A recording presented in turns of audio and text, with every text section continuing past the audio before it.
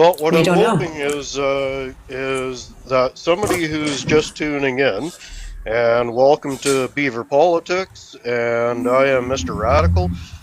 What I'm hoping is that somebody that is viewing in here is from somewhere other than North America, that they can bring a little bit of different perspective to the conversation tonight. So, Yeah, if I know you that's are what you've from been after, and you're. Yeah, I think it's important. I really want Beaver politics to not be an echo chamber, and that means bringing in different viewpoints from different parts of the world. So if you are tuning in and you're not from North America, please request to come up as a guest here because we'd love to have you and get a viewpoint from other parts of the world about how they view things, how they view the Canadian problem right now, how they view the Trump problem altogether. We know right now that Australia has kind of got our backs.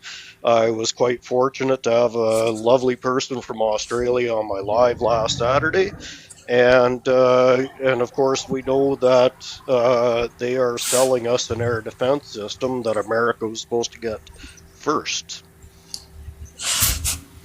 Well, we've got our first request here. Hello, Dan. Yeah, I think I might have Can screwed I? up because That's because I'm okay. Can I just get your age, please, for TikTok purposes? 46. 46. Awesome. Dan, where are you from? Ontario, Canada. Hey there, Okay. Dan. So Welcome to I'm the saying I show. might have screwed up because I'm so pro-Canadian and it's disgusting what's going on. So you might not want to hear from me. No, we Uh, want to. No, absolutely, we want to hear from we you. want to hear from you. Okay. According to the polls, 90 anywhere from 85 to 90% of Canadians are just not on board with this 51st state thing. Here's And here's what here's what I'm going to say. I yep, will never forget for the rest of my life, and I hope all Canadians do, how quickly our brothers and the sisters in the South turned on us over what started as a joke. What started as a joke, a rebuttal from Trump to Justin Trudeau, is, well, Canada should be the 51st state. That was a joke. And because it got traction in the States from MAGA, it turned into what we're facing now. If you go back and look at the timeline, this wasn't part of the plan. This wasn't part of his campaign.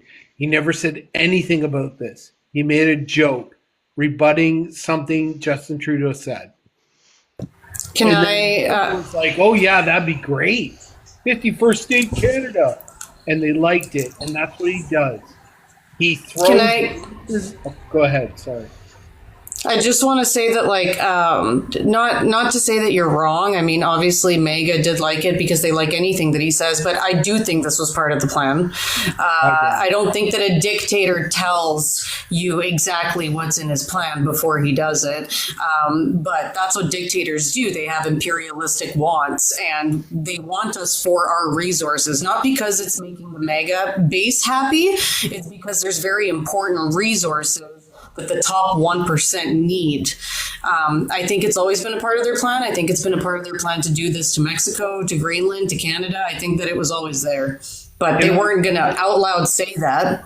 I totally appreciate what you're saying. Can I rebut it? Can I? Sure, of course. Can I That's why we're here. Can I try and make a case of why I think it's just his bumbling around in his life, coming up with shit and slamming stuff against the wall to see if it sticks? I watched this man say that we should inject bleach to fight COVID. Later on, when he realized how stupid he was, he said it was sarcastic, it was a joke. At a COVID-19 press conference. So, did you ever take that? It was like, yeah, he's just an like he wasn't joking around. Do you agree with that? I agree that he said whatever the conspiracy theory was popular at the time. No, Because okay. he. What I'm saying is, if you're the president of the United States and you have the health general and sorry. Oh my god, I can't. What was the guy like? Oh my god, I can't remember. I can't remember his name. The guy that all the scientists, the COVID doctor that all Republicans hate. Fauci? Fauci, thank you. And what was the lady? What was her name? Sitting there at the side, she was like during this press conference. Anyways, it doesn't matter. Sorry. No, it's okay. I just He went to his press conference and he said, "I heard that like Clorox or bleach or whatever kills it in a minute. Is there anything we can do to like inject that under the skin and make that like work?" And the yeah. whole world erupted. That's how stupid he is. Okay, do you understand? Yeah, but he is not in charge. Do you think He's not in charge? Okay, wait. Just the same way he probably never even read Project 2025, and yet now they're enacting it, is because he's a puppet. He's not really in charge, so it doesn't matter whether he's smart or stupid. I don't think it goes that deep. And here's the thing. So he's in charge, and COVID-19, he says that. And the whole world erupts. Okay. And his only response is like, I was making a joke during a COVID-19 press conference. So did you see him draw a path on a map of a hurricane projection? Because he said it would go that way, and then science said it wouldn't go that way, but he took a magic marker before the press interview and drew a loop saying Now, Dan, go to Texas. You guys remember that? Yeah, Dan, I just want to throw this out there. I think at this point here, it's really irrelevant whether or not Trump wanted to do this at first or didn't want to do this at first. It's not. Hang on, let me finish the thought here. Can you please let him? Can you please let him finish, please? Sure. Let me finish the thought here. So, one of the troubles that I have with this whole thing is the stance on everything changed in Helsinki with that meeting that Trump had. And after he was outed this time around and came back into the presidential sphere, the mode that he returned back into the presidential sphere was completely different than the first time around. And I believe the idea was implanted in his head, and I've mentioned this before about continental power blocks. No, I think I totally disagree. This is why. Can you please let him just at least finish his sentence? Why do you disagree? Because we know that the 2016 election was interfered with. Every single agency in America came out and said it. Paul Manafort, who was Trump's buddy in that campaign, was a Russian asset. He was being paid by Russia. They were handing Russia polling data, and they were handing Russia the details and specifics of what the election looked like. So we have literally years of track record that these two corporations, and that's exactly what they are, as corporations, have been working together. All of these ideas that Trump gets aren't his original ideas. They're forwarded by Putin. He kind of sits in the background, allows that 70 IQ of Trump's to chew it over, and then Trump comes out and goes, "I've got a great plan. I've been thinking about this for weeks now." Okay, can I talk now? Yep. Okay, I think what you're saying is really, really good. But we have to realize it doesn't run that deep. I don't think there's a connection. The one that you're making, I don't think exists. What it is Trump is a moron. Putin knows this. And all he has to do is give him a compliment and let him run with it. That's all he has to do. Trump is all about making himself look good. You have to remember, guys, He's not a genius. He went bankrupt 6 times.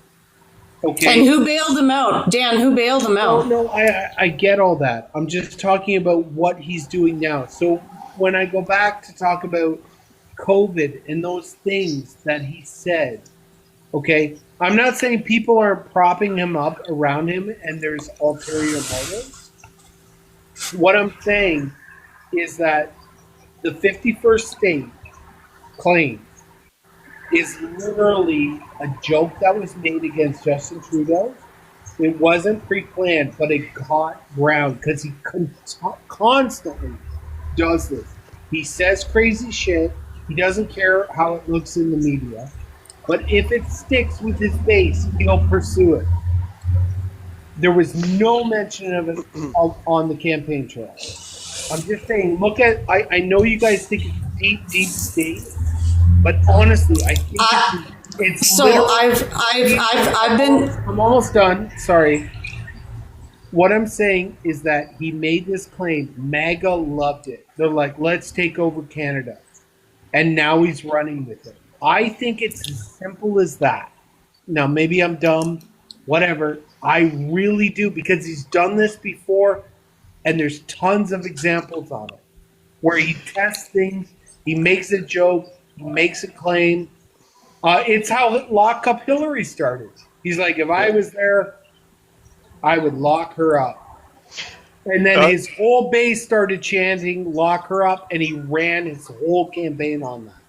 well, Dan, I'm going to agree with you in part on that, but the trouble is, the assumption that we have been making is that he is bumbling his way through it. He is about 6 weeks to 4 weeks from bumbling his way into full blown authoritarianism, and you don't bumble your way into full blown authoritarianism, and that's where I'm going to just have to disagree with you on that. Russia's stated goal has always been to dismantle Western democracies. They know they can't do it from a military perspective. This was the next best option. James, welcome to the show. Do you want to chime in on here? Yeah, hi, I'm 55. I live in Ontario, Canada. Welcome, Uh, James. I don't think Donald Trump said that as a joke. He's been saying it for so damn long, He hasn't, though. and he's been saying it quite a bit. And then threatening to annex Canada. Um, Look up the it's first time he said it, and then where we're at. It's a couple months. But Dan, again, you're making this assumption that while I totally agree with you, the man is a moron. Somebody had up in the Yeah, comments that his IQ is 117, which is laughable. The man speaks at an elementary school level. right. But again, he is being, while yes, he is an utter moron. He is being guided by forces that are beyond what his scope is. The trouble that they have with him is he is a narcissistic sociopath, and they have to manage both ends of the spectrum. I They used him to get into the White House, which he's there now, but now they actually have to deal with him, and this absolutely has precedence back to Deutschland in the 1930s, because the mustachioed man was bankrolled by some of the wealthiest people that were in Germany at the time, with their expressed assumption that once they got him into power, that they could actually control him. And once he got into power, they realized that was anything but the case. And I think that is partly what's happening with Trump now, is he's brought Elon in, and his handlers are now struggling with how to deal with this, because he's essentially teamed up with Elon against his own party, as far as I'm concerned, looking I at it do. from the outside. Well, I don't disagree. Trump wants to be king, but I know the host has like a computer there and a laptop. Can Would she be so gracious just to look up the first time Trump said his response to Justin. Okay, can I stop you there for 1 second? I think that everybody keeps getting hung up on Trump's words. Just words. Like, who cares what he is saying? We need to be able to look at the bigger picture. Does everybody here agree that Project 2025 is a real thing? And now there's a tracker and we can see how much of it is being done. Can we agree to that? Yes? I of course, but Okay. So to be on point, can we look up when the first time Trump said, sure, can I please finish my thought then? "Hey, Okay. that So up, you have it right there. Can you go look it up?" I don't care. Let's say that he said it on January 20th when he took office, okay? Or like a day or two after that. That's when he started saying I think it was before then, but it might be that soon. And look what it's doing. Okay. So, sure. But it doesn't matter because that's when he also started talking about Greenland. However, he never said that he knew anything about Project 2025. Now he's doing it all. Project 2025 did not explicitly talk about Canada or Greenland or Mexico, but it did talk about, I've read Project 2025. Yeah, It is a public... Yes, so Dan, then you know that they talk about Yeah. expanding executive power overseas. It talks about dismantling international alliances, and it talks about authoritarian overreach. Yeah, It didn't have to explicitly say which countries he is going to be attacking. I think what you're hung up on, like, that's not a surprise. We knew if he got in, that was going to happen. Like, that's everybody knew that. Project 2025 was a given. Like, anybody that watches Trump and was like, "I've never heard of it." Like, who was the guy that wrote it? He was like in cahoots with Trump. He was like his right hand man. We all knew that was the agenda. America didn't give a shit, and they voted for cheaper eggs. Like, everybody, the whole world knew Project 2025. Yeah, I used that to make a point, and it just went like this, I think. What's Okay. that? I said I was talking about Project 2025 to make a point. We didn't have to go into like any kind of crazy detail about it. The point was is that a dictator is never going to tell you every single thing that he wants to do before he takes office. Schmittler did not tell people about everything he was going to do before he won the elections. He didn't. Beaver. So why would it? Beaver, we all knew he was going to do that. Everybody knew that. Project 2025. No, you're not getting it. You're not getting it. I'm not talking about Project 2025. Wait, stop. Okay. I'm Wait, done. 1 second. Just give me a second. Okay, make your point, Dan, and then I'm going to jump in here. Okay, everybody knew during the election when he said, "I've never heard about Project 2025," that if he got in, it was going to be that they were going to do that. That's what Democrats ran on. They were yelling at everybody, "Don't be fooled." Project 2025. And I'm not arguing with you. I'm not arguing with you on this. We're not, that's what I'm saying. We're not arguing. Being implemented. Oh my God, no. I was trying to talk about the part of Project 2025 that talks about expansion overseas, because what this argument started off with is you saying that you think that this whole thing was just a joke that turned into something serious. And my argument is that this was pre-planned. You're not even listening to me. I am listening. No, because you just cut me off while I was speaking. So I'm going to let you guys talk because maybe you'll listen to a man better. I am listening. We all knew it. But hang on, Dan.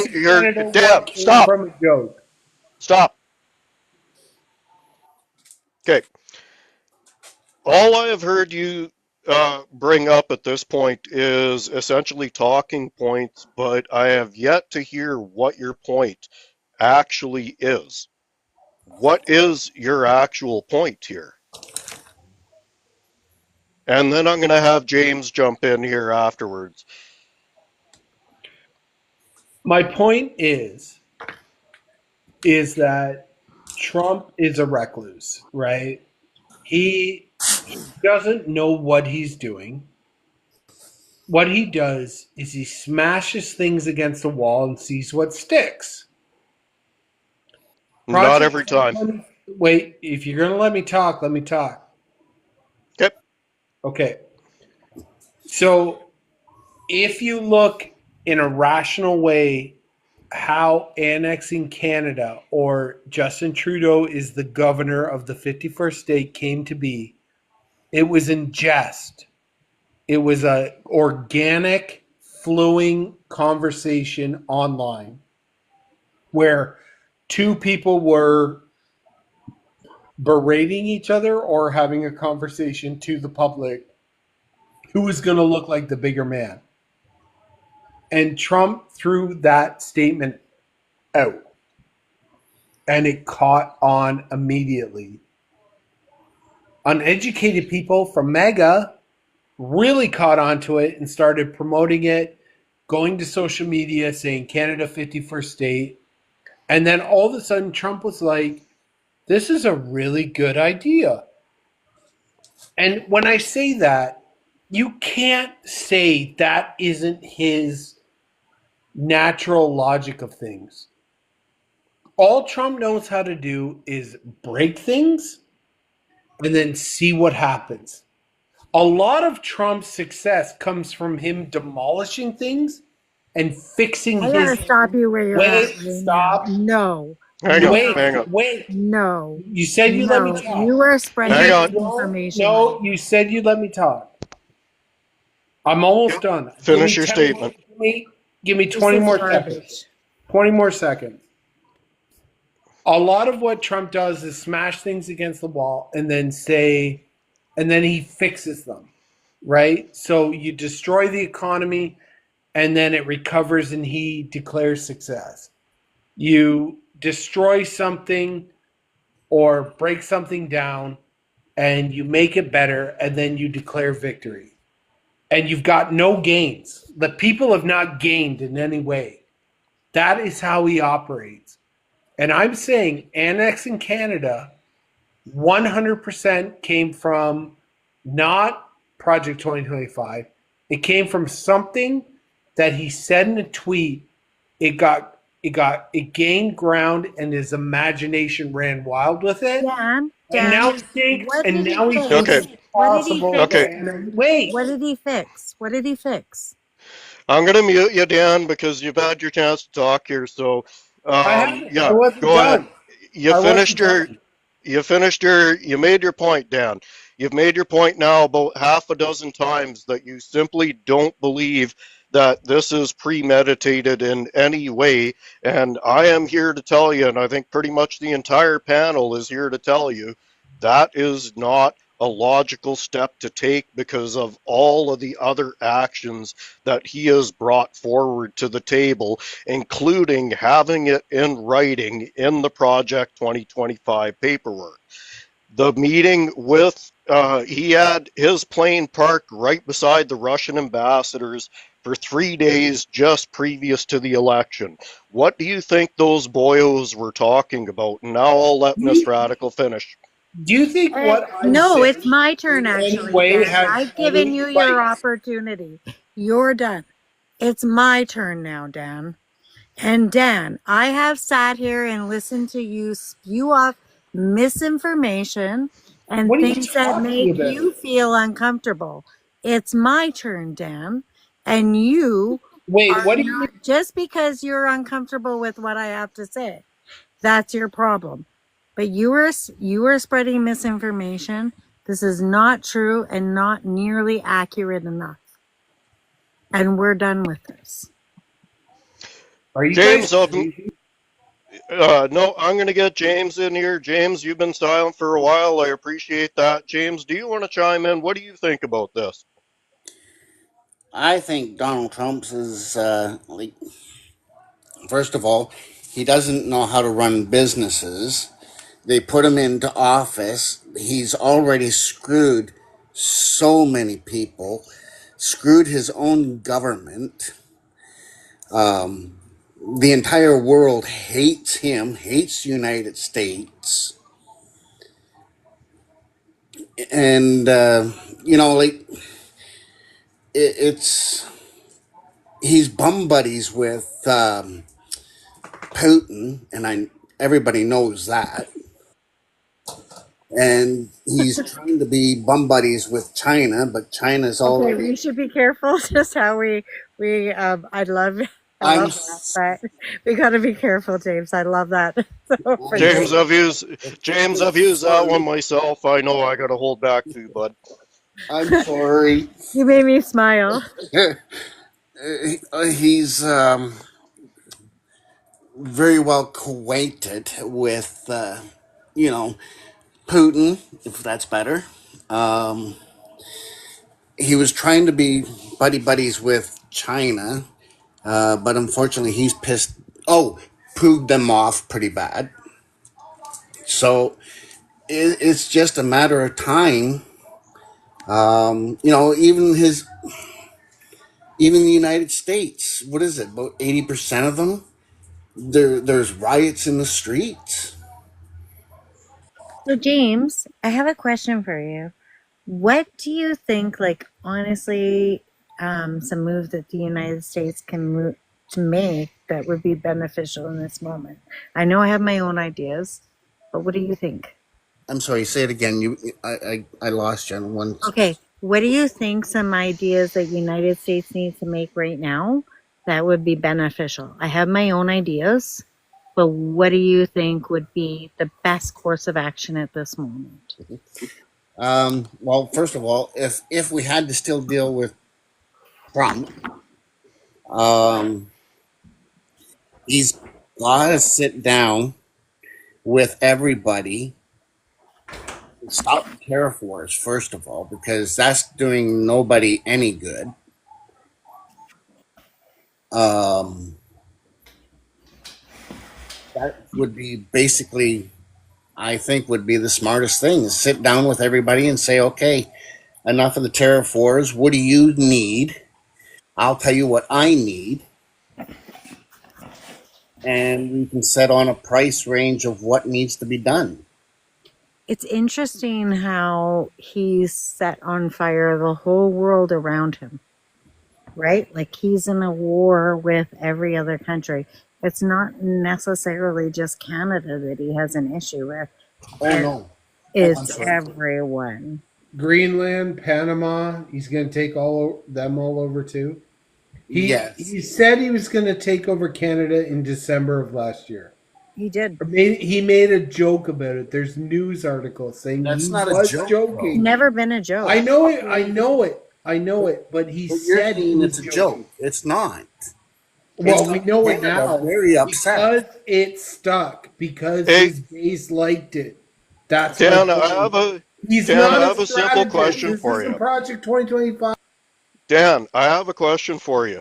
Why are you so vehement that this is not part of the plan? Because the entire chain of what you've been talking about up to this point is he's just bumbling along. This is not part Radical. of the plan. This Yes. is You want to know part of why? the I'll tell plan, dude. Sorry, Dan, you got to let him finish speaking. You got to get the No, whole I know point. what he's going to say. No, it's not. Because, You got to let somebody speak okay, I and got then it. you can Thanks. respond. That's how this is going to go. Thanks, Mom. I appreciate it. Okay, so Yeah, what I'm that's saying, Mama to Okay. you or you Mrs. can just see Radical. the radical. Radical. Yeah, I've had enough. Okay, Thank you. Yeah, we don't I've had do with enough. disrespect. Like just because you're on, even if you're on the same side as us, you can't disrespect people like that. That's just a big no-no. Okay. The host. No, I okay, so my apologies about that, guys, but that's about enough of that because I'm pretty convinced that that was a AI generated bot or something. Because you'll notice the entire stream of his viewpoint, everything that he was trying to say was all about it's not part of the plan, guys. Taking over other countries is not part of the plan. It's just he's fumbling his way through it. You know what? That's exactly how Poland ended up getting invaded in 1939, exactly how Czechoslovakia ended up in getting invaded in 1939, and exactly how, Austria was annexed essentially in 1938 as a reclamation project. So the when you listen to what is behind the story of what that guy was trying to say, it's not part of the plan. That is Russian misinformation right from Moscow, as far as I'm concerned. Obviously, why he didn't want to show his face. And as soon as people don't want to show their face on a platform, I've got suspicions. Well, with that being said, I'll put my camera on. I will. It's Vic. Welcome to the show. Can we get your age and roughly what part of the world you're from? Oh, Obviously, if you start to descend into chaos, we're going to start questioning you about your pick. But for right now, you get the benefit of the doubt. my name is Victor, or Vic, whatever. 52 years of age, live in Manitoba. Hey, welcome from Manitoba. Hey, so it's definitely part of the plan.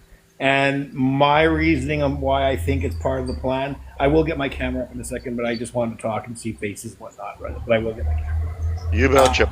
Reason why I believe it's part of the plan is because Uh, I think, and this is my belief, is that the United States or Donald Trump and his people believe that the only way that the United States get to hold on to their economic power is by taking control of our natural resources and having control of the Northern Passage and the Southern Passage so that no one can pass and do shipping and any trade from the east to Europe without like from across like North America. They got control all of those passages.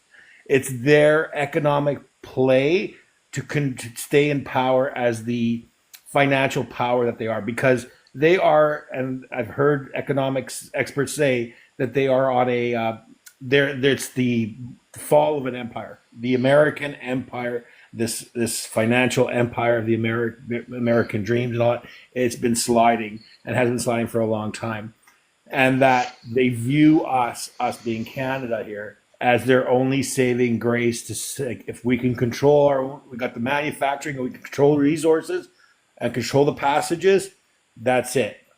We're fine. And I strongly believe that this has always been their play. Yep.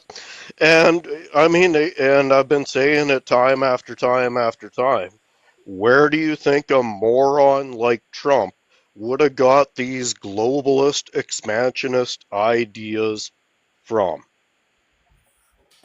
At the end of the day, Russia understands that really the only thing standing in their way is a NATO that is backed by America. No different than the business community understands that the only thing essentially standing in their way is the government. Sorry, repeat that again. I was just, for some odd reason, it's not letting me turn my camera on. And I do have more than 600 followers, so I don't know Nope. why. You're all good, Vic. You don't need to turn the camera on. What I was saying is that essentially, I think this has been the pitch all along between Trump and Putler. You get North America and South America, we'll control our side of things over here. We'll control the trade over here. You control the trade over there in North America. Donnie, it'll be beautiful, and you're finally going to get the respect that you, a great man, Donald Trump, deserves. Oh yeah, and all the while, I think he's just absolutely getting played like a fiddle from Putin. Because at the end of the day, I think Putin will stab him in the back and do something. Putin doesn't like anybody. Exactly my point. Yeah. Well, and I mean we have to get it in our heads that the stated goal of the Putler regime is the reinstatement of the old Soviet Union. We've got to get it in our heads that that is the bottom line for Russia. They're in Ukraine for the same reason that every single army in history has gone through Ukraine: access to the Baltic, rare earth minerals, agriculture, and Lebensraum, if I may be so bold as to use that phrase. Definitely, absolutely. And it's like, you hear so many people spew the Russian rhetoric, like talking about, oh well, like when you bring up the oh, what's that memorandum? Oh, the Budapest memorandum. Oh, but no, the Ukraine, like North America, they screwed it first because NATO kept on moving eastward, kept on moving. Like, no, why do people like? And then it's like, oh well, Ukraine was already part of it. Like this, they spew all this rhetoric. It's like, no, Ukraine was always its own country. They're just part of the USSR. Like But people. Vic, what I want to point this out. What it really shows is simply how lacking people are in the basic dynamics of Hey what's going guys, on. if you're Yep. hold on, if you're tapping, because I can hear somebody tapping. If you're tapping, you got to have your mic off, because otherwise we can all hear tap tap tap tap tap. So whoever was doing Yep. that, just we love you for doing it. Thank you so much. Just make sure you turn your mic off when you do it. Thank you. I'm sorry. I'm going to say this real quick, and then I'm gonna get Canadian Keyboard Warrior in here as well. But um, ultimately, we have to understand that a simple look at a map will dispel just about everything Russia says. We already have two NATO countries that border Russia. America is literally a stone's throw away from Russia across the Baltic Sea, or sorry, across the Bering Sea. I mean, when we look at a map of the situation there and you start to understand what the geography actually looks like, Russia's claim looks ludicrous. It absolutely looks ludicrous. They already are bordered by three NATO countries. Can I Canadian Keyboard. I'll Vic, finish your thought, and then I'll go to Canadian Keyboard.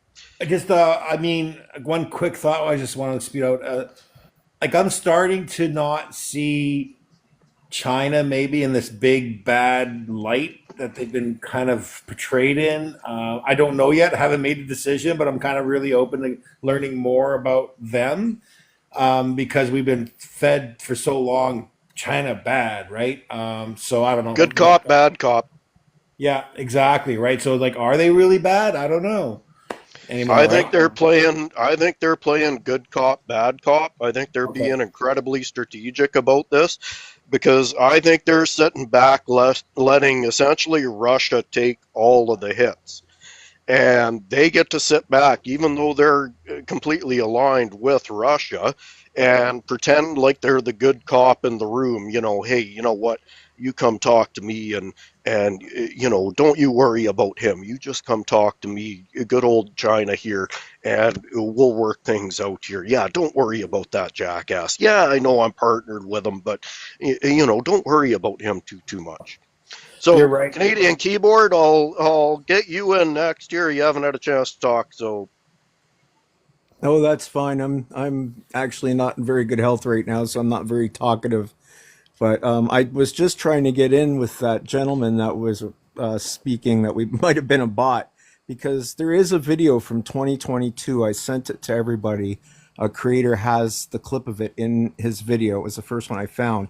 But Trump did mention the connection of that the group that runs the Project 20, the Heritage Foundation. He Heritage did Foundation, mention, yeah. yeah, in 2022, he's on camera talking about all the great things that they're doing and the projects they have for the future. So he knew full well what was going on with Project 2025 and the Heritage Foundation. He admitted it on camera. And I sent the link. I went to his page. He didn't have his DMs open. First sign of a bot. And he had one video. So I just put the URL under there and left it for him to go watch himself. But I do think you're right. There are a lot of bot accounts starting to pop up, and it's only going to increase as the elections get closer. Well, So, I noticed this. yeah, The one thing I noticed is as soon as the live started, he wanted on here right away. yeah, yeah. He So we're going wanted to on be here putting up right with a away. lot of that, people. Yeah, Yeah, there's going to be a and lot of it. anybody that's watching this live, I just want to do the spiel. Welcome to the Beaver Politics Network. I am Mr. Radical, and knowledge through discourse is what we do. If you want to come in here and have a polite conversation, we'd absolutely love for you to come in, especially if you're not from North America. If you happen to be viewing in and you're not from North America, please ask to come into the box. We'd love to get an international perspective from you if you're watching and available. We are available 7 days a week. We have multiple shows a day here on Beaver Politics Network. So whatever your flavor, you can tune in and catch somebody that you're going to love. And you're probably going to love all of us because we work for the peoples, because we are the peoples. That's my plug. Vic, go. James, actually, we'll get back to you and then we'll go back to Vic there. Yeah, I'm sorry if you guys are getting blinded by my baldness here. No shame, my brother, no shame.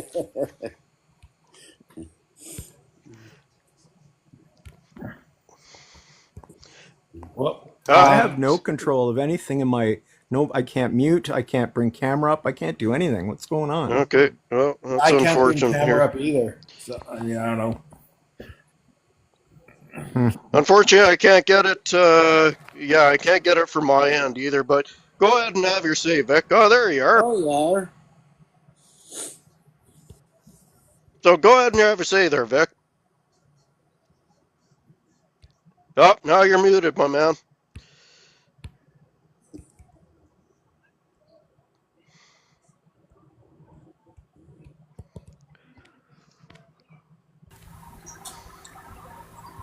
You struggling there, Vic? The Here. mute button should be at the bottom of the screen. If you look at the bottom of the screen, you should be able to see a mute button there. Like a little mic button. Okay. He's nodding like he can see it. Okay. Vic, go ahead and play with that Canadian keyboard. Go ahead and have your say there while Vic's figuring it out. Mm.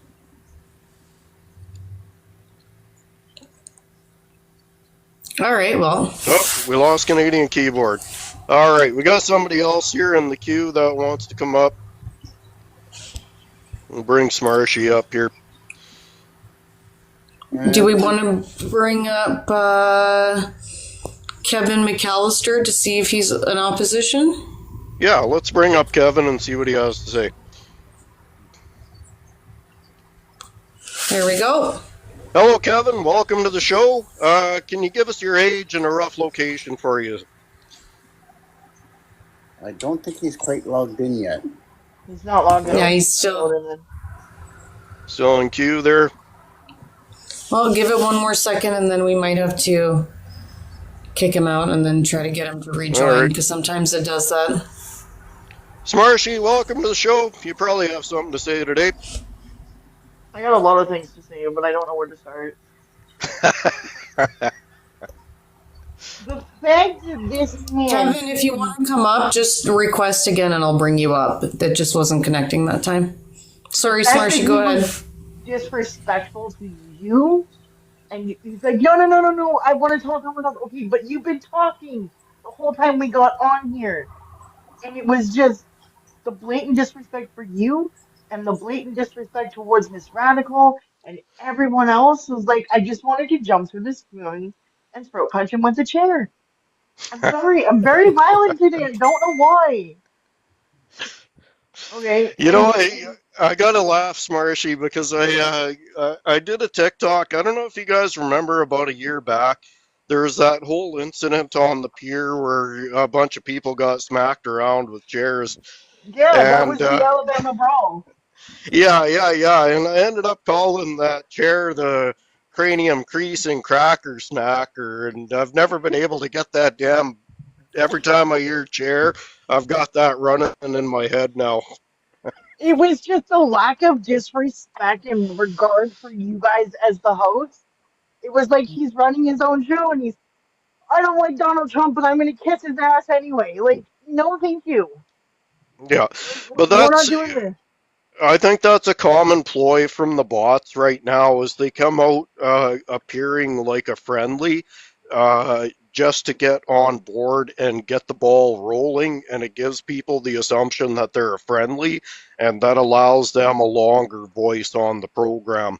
So, Calgary builds. Can you give us an age? And I'm gonna guess you're from Calgary. I hope that's where you're from. No, I'm not from Calgary. I live in Grand Prairie, Alberta, and I'm Grand Prairie, 36. Yeah. 36. Welcome to the show. You've been listening in. What do you have to say? Well, a lot of political talk, obviously. Everybody's fighting over A or B, and I think they're all in on a bigger plan that personally BlackRock runs. But I think everybody's going to be up in arms between countries, between liberal, conservative. But I think the main issue is you got a couple of few big corporations buying everything up. And I think you're going to see that they change the system to how they want it, regardless of what the people want, whether they choose A or B, liberal, conservative, Trump. It personally, it doesn't matter. I think that obviously it matters, but I think that the people are outnumbered now, and they're pretty much ready to move along with their next step of their plan, which is to take over pretty much everything and get everybody to a subscription-based society. I think that's why Elon's hacking into all of the American networks for that exact reason. Yeah, right. And I think they're all working together. Like we're complaining over, and that's just my thought. At the end of the day, I have no fucking clue, but it just seems too far out in the open where everybody's just all over the map, and it's just, you know what I mean. So it just seems like it's keeping everybody busy, bitching at each other while they just continue to take over. I think 2026 is going to be the crash. It might even be this year, and they will come in and buy everything up and bankrupt everybody. Yep. I've always said that the trouble that they have right now is they are going through this entire process through finances because they don't have control of the military. I honestly believe that if they had had full control of the military in Trump's first presidency, he would have stayed president in 2020. I honestly believe that. So who would interesting. Who do you think owns the military then? I think right now it's far too independent a body, and that's exactly the problem that they have, and that's exactly the reason for the purge at the top. Uh, because if we look at basically any time that the military has been purged through history, the end point is to remove the idealism that was at the top because it couldn't be controlled by the people in power. And I think that's what you're seeing now. The military, especially with some of the guys that were standing up to Trump, he didn't have control of the military. The Heritage Foundation knows they don't have control of the military, so the only way that they can actually do what they want to do is dismantle government on a fundamental level where it no longer operates. And then they'll tackle the military, I believe, one way or another. I think they'll purge enough from the top that Yeah, they can essentially take control over the entire body yeah. eventually. Trying to break down the system to implement the new one, essentially, because And it's a we've lot of moving seen parts, right? Absolutely, but we've seen this game plan from the conservative and Republican side now for years. It is always death by a thousand cuts, so people don't notice what they're doing. Every time they leave office, they leave the government at a little bit less efficiency than when they left, if not Yeah, a lot less. and And that's every time I see that, it's exactly like we're choosing A and B, but it's like they're slowly just tearing it down together. Yeah, and I'll give you an example from my work life. When I was out on the rigs, when I was out on the geology side of the rigs, I was working with two directional drillers, one guy at night and one guy during the day, obviously. And the one guy during the day, we had nothing but problems. We would go tell him we've got to come down a meter, and you would think that we had asked him to move the world. and it would take him all day. And we started to think that both of the guys were garbage.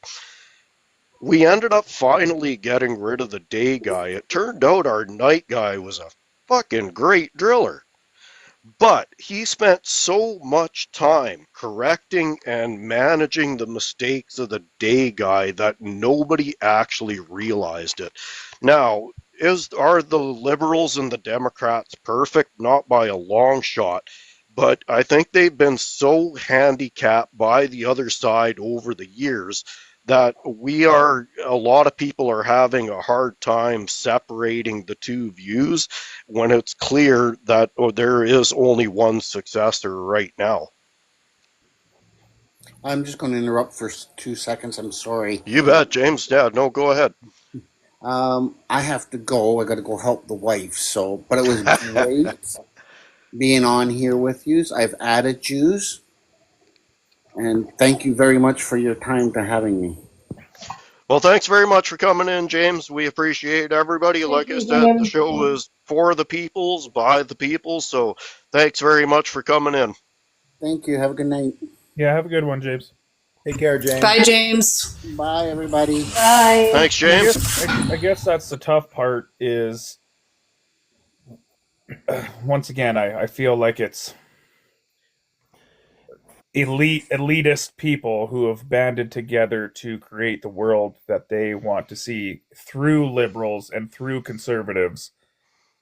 And it's like, if that is the case, once again, not knowing, because we're just the peons that go to work 8 to 5 and pay all the crazy taxes that they make, essentially by printing useless money that is terrible unless you own gold and silver, which is real money to me. But yeah, it's I guess the biggest portion is and great great live, because it's nice to see that you guys understand that, because I see a lot of other lives and they don't get the simple fact that there's some people really trying to take a lot of what the people have, right? I do believe they're coming after the sovereignty of everybody and a top down system. Well, with that being said, I mean, they've been demilitarizing anyone they could, like they being the United States, for decades. Right? Yeah, They're- they've been it's a telling long Canada- process, right? Yeah, Like a very long process. they play the long game. They don't Yes. try to take it all at once, right? So Yeah. they just slowly. It's just how you eat an elephant, one bite at a time. For decades, Yep. they've been telling Canada, "Oh, don't worry, we got your back. You don't need the military and this and this and this." And then telling Europe, "Yeah, it's all good. Don't worry, we got this covered." And then now, all of a sudden, when they feel like we're at a position, us and I guess European Union are at a position where we aren't really that able to kind of protect ourselves.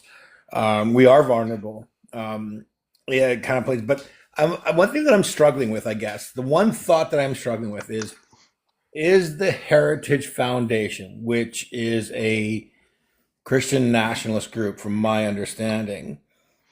Is that the elitists of the world? Are the elitists all part of that Yeah. organization? Yes. In a way, yes. But Yeah, it's tough. And see, that's it's a my mixture portion. of Knowing who's conglomerate. behind the curtain, right? I'm sure There's a lot of- multiple there's multiple organizations, and like Yep. for example, the IDU is one of them. The ARC is another one. There's the Heritage Foundation is another one, but that's what I've actually always said, is that I've followed a lot of these organizations and they have a lot of similar plans, but their end goals are still slightly different. Yeah. And So they use each other to get to their goals until there's going to be a fight with themselves at the top. Yep. yeah. Yep. I'm gonna preposterous. I'm gonna have you jump in. Preposterous. Prepost. I don't know if that's the name. Can I know. Can I you have get? a ridiculous handle. I'm sorry. No worries. Can you give us an age and a rough location for you? I am about to turn 49 and I'm in Montreal. Well, welcome from Montreal. What do you have to say? You've been listening in for a while, so what's your take on all this? I Go actually Habs, wanted to go. get back a little bit more towards Canadian politics. I'm really curious about whether or not the smarty pantses on this panel think it would be beneficial to resplit the right and what the path to doing that would be if it were the most beneficial. I feel like there are a lot of progressive conservatives in Canada who feel unheard, who are voting conservative in the way that their parents did. Well, that's the problem, 100%. though, isn't it? The Conservative Party of today is not your mama and not your granddaddy's Conservative Party. Right. What we've seen is a fundamental shift over about the last 20 to 30 years in what the party dynamics of the Conservatives look like. Because, I mean, if we think back, originally Conservatives were about conserving things, being fiscally responsible and kind of America first, when America first actually didn't mean nationalization. So we've seen a massive and dramatic shift in the politics, but I also believe that there's a number of factors that have pushed that switch over, Christian nationalism absolutely being one of them. But at the Hmm. end of the day, we have to understand what again, I always go back to what our population demographics look like. Christianity, North America is essentially, and Russia are their last strongholds and bastions. And we know from every historical perspective that when we push people against the wall or we invade their territory, they are going to fight back no matter what the initial reason for that was. And we're seeing that now, not only on a societal level, but on a personal level, I believe, for all of us. I think you Right. just combined a whole lot of things, but I mean, I'm still mad at Peter MacKay for the unification that happened in the first place, right? So I'm trying to think about, um, do you think it would be there'd be a way to appeal to conservative voters to resplit that party so that they If have we a voice? Um, if we it's re sorry. Go ahead, Smarshy. Sorry. Go ahead. if we split it now, like, are you talking about now? Because if we split it now, we have no chance in hell of getting Pierre out of office. That's the problem.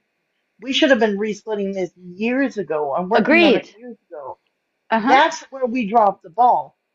And there's so many things I could say about all of our leaders, but our government is fucked. That's the It problem we and I have. Is guess our that's my government is point fucked. is I'm not for either one. I think the main goal is to break down what Yeah, our essentially forefathers that's what built, I'm saying. and this is on both sides. I think that's liberals and conservatives, because I think these corporations are banding together, and when I say that, I mean by entities, because entities Yeah, can sue, they can get sued, they can act as people, right? yeah. No, These I get that. corporations that act like people, and then there's just a board, so the company might get sued but nobody's actually getting sued. They just go Right. through legal rights, and then, hey, here goes your money. It's just money. And when you Exactly, have, and that's exactly what it is, right? yeah, and so So, when you have these corporations who own these banks, and they're all conglomerates to each other that print the money that comes out as a interest rate to us because we need to mhm. borrow the money.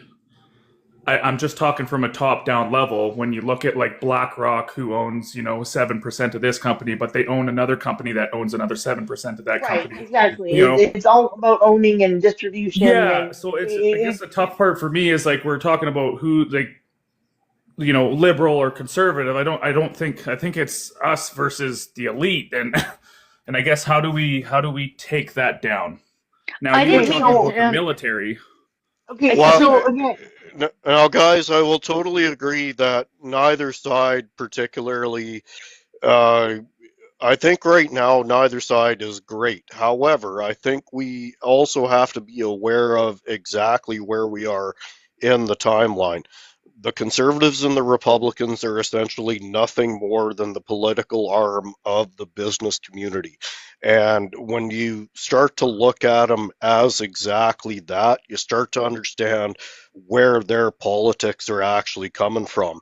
Like I said, the business community has essentially sucked the public dry. The Oh only way yeah. that they can continue to increase profits is by accessing new sources of revenue. The only way that they can access new sources of revenue from the public is by diving into our tax dollars. The only way they can dive into those tax dollars is for us to stop paying taxes. But at the end of the day, we are still going to be paying for the exact same services. With government, you get a say in those services. With corporations, you won't. You don't. And that's the big difference right now. Right. While I totally agree that both sides have systematic issues without question, I think right now we are fighting for our lives, and the NDP and the Liberals are the one and only choice for right now. Right. We'll worry about tearing them apart later. Right. And Yeah, here's the and I thing. think that's if they And could. the one thing I would like to say just quickly, Yeah, is collectively we all know the left and the right are in trouble. Like their parties are not good, right? But collectively, no, we know one is worse than the other. It's voting the lesser of two evils, and that's the problem. We don't have a Yeah. strong yeah, enough and I guess that's coalition. why Right. I get That's all I wanted to upset, say. because it's like it's the rat race, right? They're both heading in the Yeah. same direction, and it's going to lead into everybody's bankrupt because you have to borrow money in this system, and Yeah. they're going to bankrupt everybody because I mean, like, nobody can afford $1 million homes. Nobody, like, you know what I mean? No, Like, I can't even inflation afford a is two the hundred goal. thousand dollar home. Like, let's be It's honest. like inflation is the goal to deplete everybody, and I, from what I've learned from the World Economic Forum, like they said, you will own nothing and be happy because you're going to rent at a low cost, but you won't own it. Right. Yes. Everything will be subscription based.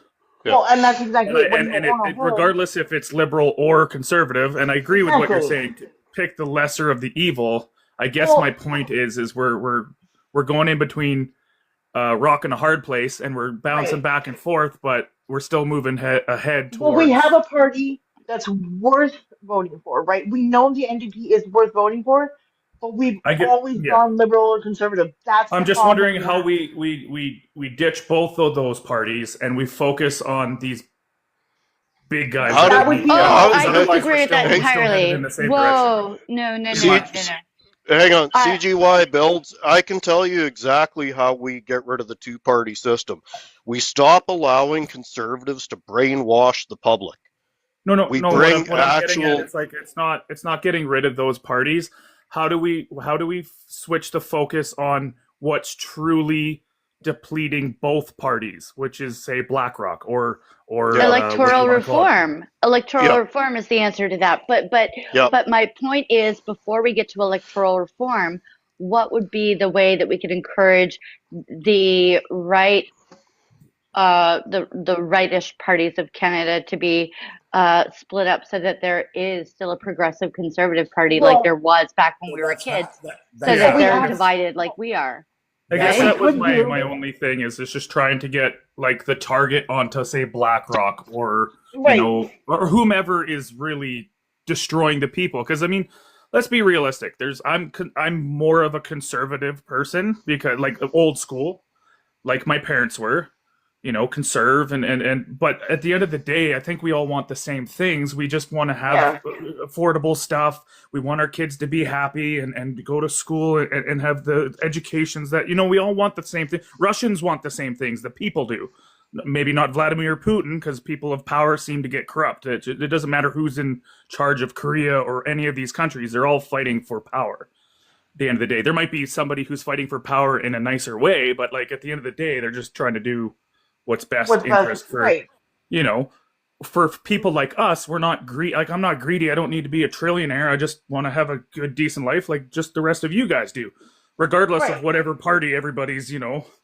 Now And I here's the don't know thing. what I'm voting yet, but at the same time I'm also like eyes on the really bad people who are like, hey, how about we have a top down system where they don't own anything. But Okay, had here's you the the thing. option to vote progressive But conservative but because we don't have that party right now, it might have been a viable option for you, right? So No, pre-post. So my pre-post. point is I feel as if it doesn't matter. Like the voting system doesn't matter because I still, once again, I still think we're on the train to these corporations to dictate regardless. They hold all control regardless of what we vote. Once again, we're at a rock and a hard place, bouncing off of both sides, and it's Yeah. not. So I'm wondering how we get focus on BlackRock and taking down the source of the problem. Okay, Because if you here's take the down the thing: we source get of, rid of say, lobbyists Can I altogether. just because the they could, question? if I could just say this one thing, and then I will let you guys all, because they own Costco, they own Walmart, they own everything we do, the cars, the oil industries, they own it all, right? So how do you take down such a big conglomerate that just kind of is going to have their way with, regardless of what we the people want, right? Anyways, I'll leave it at that. I'm gonna go to Vic first, and then Smarshy, and then I'll go back to you pre-post. Frontline, you've been quiet for a little while. Do you have anything you want to say first, though? I didn't want to get too into that conversation because right now my only focus is enemy number one and keeping our country sovereign and what we can do about that. And I believe in working in baby steps. I know that, we can go off about how the world is so terrible and all these companies are working together and it's all just a horrible, dark future. But let's take it one step at a time. What can we do in the next month and a half to make sure that it's not going to go that way even faster in order to buy us more time? Because I think that we're in the business right now of buying ourselves as much time as possible until people can come together and do something. Because at the end of the day, we are the customer and they are nothing without us. And the way that we spend our money is how we fight this, right? But in order to do that, we just got to take it baby steps. Let's eliminate the biggest enemy for now when it comes to Canada, because it's too late for the States. Let's do that, and then let's get to work on educating people on how to spend their money, because we are already seeing the boycotts start to work. We are seeing that. We just need to get more people on board. And eventually, when enough people suffer, they will get on board. And we'll figure out ways to live off our, neighbor's garden for a while and boycott the hell out of everything until we teach them a lesson that without us, they are nothing. I do agree with that. Without That's us, how I believe it's going to go. That's how I believe it's going to go. I think a lot more people have to suffer first in order to feel it in their own bodies, to go, oh shit, I really need to do something. And then once that happens, more people will be like, well, what do we do? And some of us will have the answers. And that's where we're going to start doing nationwide boycotts. And hopefully by the time that I'm 60 or 70 years old, we will have changed the system. And then I'll die happily knowing that other generations have a chance. And if that doesn't happen, well, it was nice knowing everybody. I didn't mean to make it sound doom and gloom. I guess just putting the eyes on the ones who are actually controlling. Oh, honey, it is doom and gloom. The system, I guess, right? Yeah. Okay. No, I get it. I think they own a majority of the world, but that's just my opinion. I'm not saying they do. I'm just saying from what it looks like they do. I'm going to get to that in just a second here. But I want to highlight this comment by Haima here in the comments. Ever since home ec was removed, shit has happened. Oh, brother, I don't know if that's the actual causation, but yeah, I mean, ever since we got rid of home rec, things haven't been the same with our kids. I absolutely love that comment. Love it. I want to chime in here on this because I really believe that CGI guy builds there. While I absolutely fundamentally agree with what you're saying on a basis right now, that unfortunately is a bigger problem that we should be tackling right now. Right now, we have to, like Frontline said, I think our sovereignty right now is the big thing, and making sure that the Conservatives don't get back into power in this country, because the same nonsense that we are seeing down in the States is the same sort of nonsense we are going to get here in Canada. And it takes literally years to recover from these types of things. So while I absolutely agree that the mega corporations and the insidious ownership that's happening behind the scenes is one of our major problems in the world today, I think right now our concentration has to be Canadian sovereignty, allowing the political process to do what it's actually supposed to do. And I think if Canadians actually vote, the Liberals will probably hold a majority in this next election. Now, I could be wrong, but everything I've seen, I just don't see how Pete Poilievre and the Conservatives are going to stack up. Yes, they have their hardcore, no matter what Dirty Danielle in Alberta does, there's going to be a chunk of the UCP that supports her. No matter what Scott Moe does, there's going to be a chunk of the Conservatives that support him. The question is what do we do with the ones that actually sit on the fence? Because we do have a lot of those voters that, well, my grandpappy voted conservative, and my pappy voted conservative, so I'm going to vote conservative. That There was part of is, my point. So that's taking yeah, place. That's taking place in Manitoba. So yeah, a former MLA, Shelley Glover, who was part of the Progressive Conservative Party, has come out and said she wants to start a new Progressive Conservative Party that's just right of center. Get away from this extremist right ideology that the Conservative Party has moved into.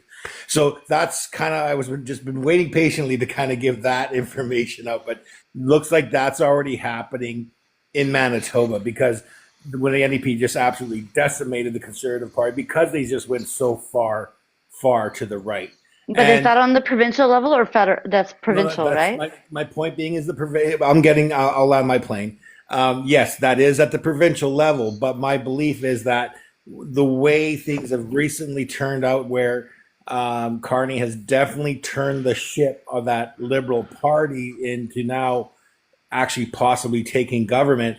My belief is this: if the Liberal Party does take and form government here in Canada, Pierre Poilievre will lose his job, and I do believe that party probably will fragment, because there are people in that party are gonna look. We've gone too far. We've gone too far to the right, and we can't win an election by being so divisive and being so far to the right. We need to move ourselves closer to the center, because that's what happened. They brought Carney, and this is where. Okay, I'll let you go first.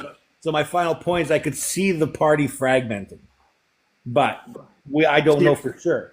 And this is where I get, I guess, a little iffy about it, because I know Carney and it works with a lot of World Economic Forum, which then states back to BlackRock, and so does Poilievre. I'm not going either or. Once again, so it's tough for me because a lot of BlackRock runs the World Economic Forum, and you know how it's a tiered system to buddy, right?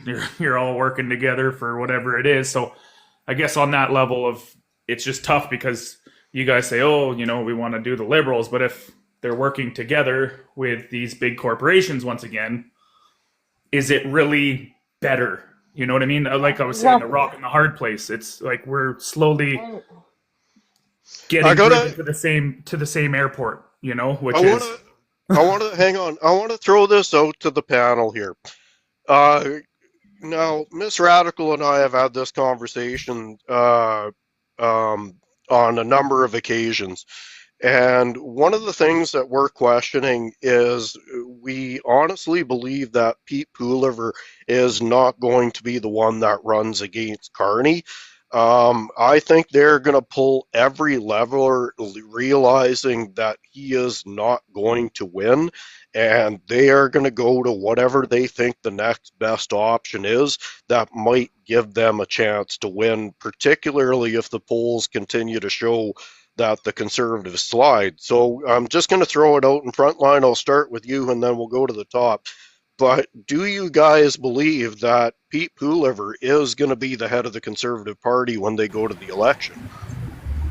I think that if he's not, then he's going to have very little time to change, because we're going to the voting booths in a month from now. The election's getting called on Sunday, and it's already stated that most likely it's going to be April 28th and May 4th. So I really don't see an opportunity for him not to be that guy. And I think that's probably the reason that we're calling such a fast snap election, to be honest, is to not give the Conservative Party enough time to put another guy as the face of the party, because PP is becoming so incredibly unpopular amongst most Canadians. Propost, what do you have to say? I think I agree with Frontline.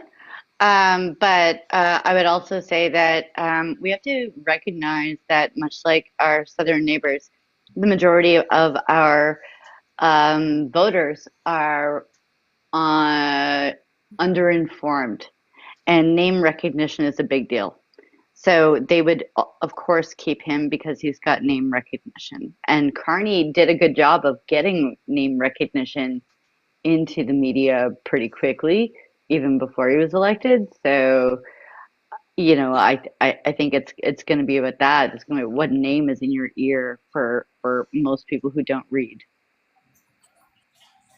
Agreed. It's Vic. What do you have to say?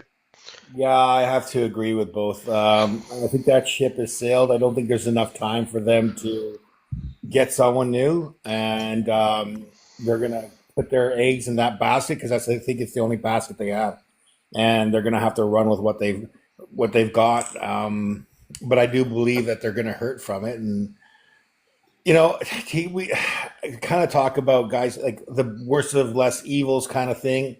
I kind of view it as like a wound, right? I view it if the body is bleeding and you don't touch it, well, that's the Conservatives. It's just going to bleed out completely a lot faster. Where if you put your hand on it and slow it, well, that'd be the Liberals. You're slowing it down. It's still kind of oozing out, but you're slowing it down.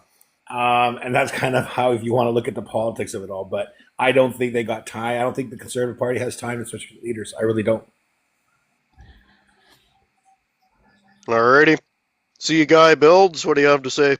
You kind of already know where I'm at. I get the picking of the lesser of two evils. My only thing is like, yeah, I know I sound like a broken record. It's tough because when they, like I said, own the banks and stuff, it's their system now, essentially. And that's why I guess I get upset, because it's like, I know we have to down the road, put the focus on say BlackRock or these entities that do really control a majority of the world. I mean, you just got to look up BlackRock and look at everything that they own, and then the companies within their companies that they own. Like, they only might own, say, 5 or 6% of the oil manufacturing and all this stuff, but they have other companies they own that also own 5 to 6%. So if you got 20 companies or 30 companies, well, you own a majority of the oil, the gas. You look at Costco, they own it. Bill and Melinda Gates own a big portion of it. I guess it's just, I see it going in when you listen to the World Economic Forum and what they see for the new world, like they say, the new world that we're living in, for the Great Reset, it's less for the people. And I know we have to down the road see deal with that, but I feel like regardless of who we're selecting, and I get we have to select somebody, the lesser of two evils, I still think we should have our eye on the prize of who the real enemy is here. It's not, you know what I mean? So I guess that's where I'm at, is it's like, we could pick whoever the fuck we want, but at the end of the day, if we're headed to a fucking landslide, it doesn't matter who we pick, we're still going down the landslide. Okay, and I don't mean to be doom and gloom, I'm just...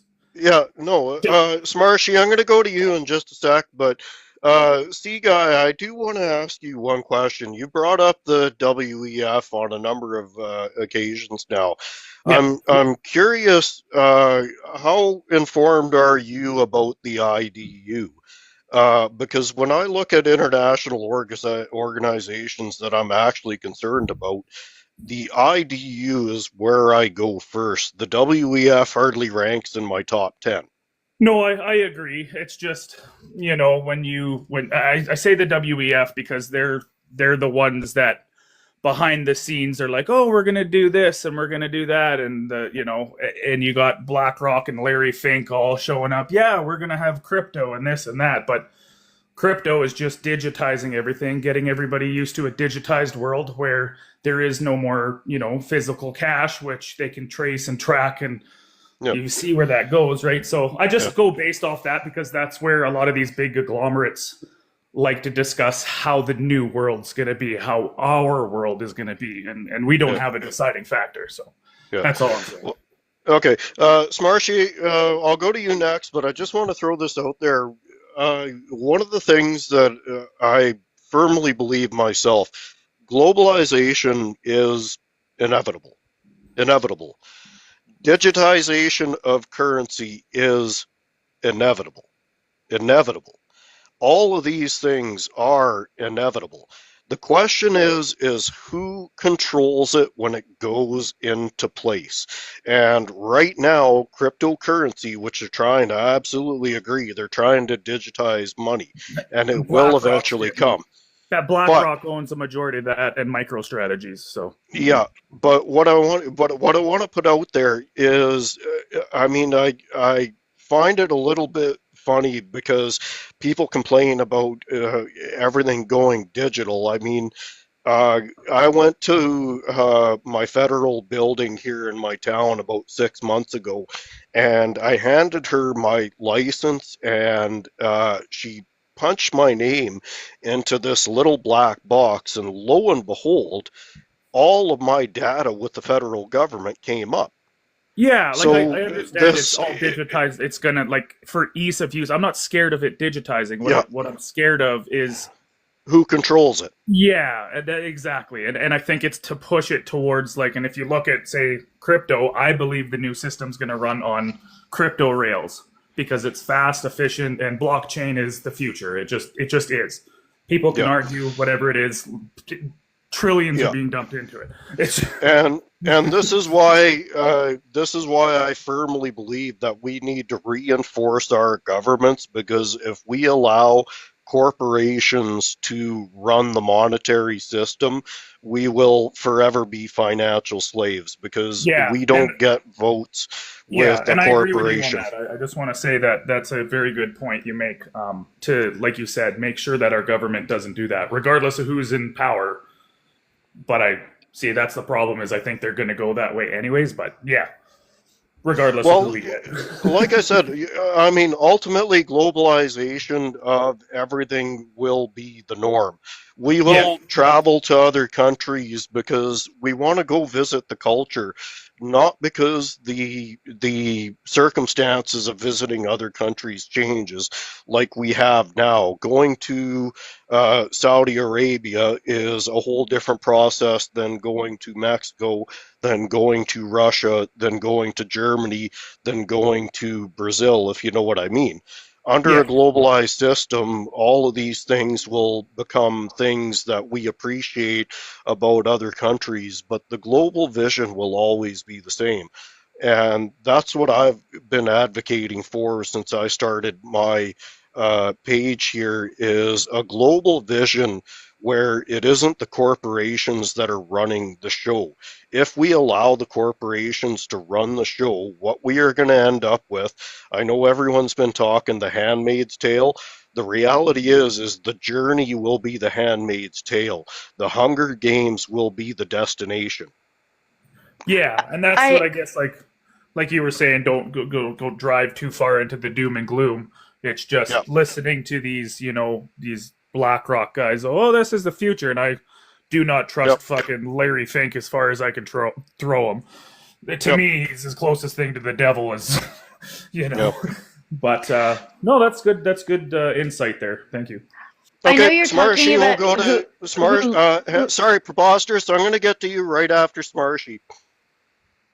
I'm so sorry. I just lost what the question was. Can you repeat it, Radical? Well, we were just kind of discussing that. I think that globalization and the globalization of societies, of monetization, of government is eventually what is going to happen for the human species. My Yeah. question is what does that system look like?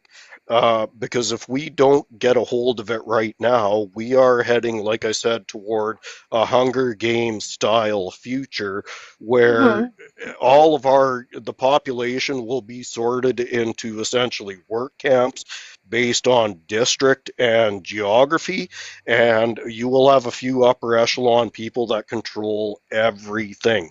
Yeah, like a That top down. ultimately, so we can either go Star Trek or Starship Troopers. That's the two choices that I see before humanity right now. Okay.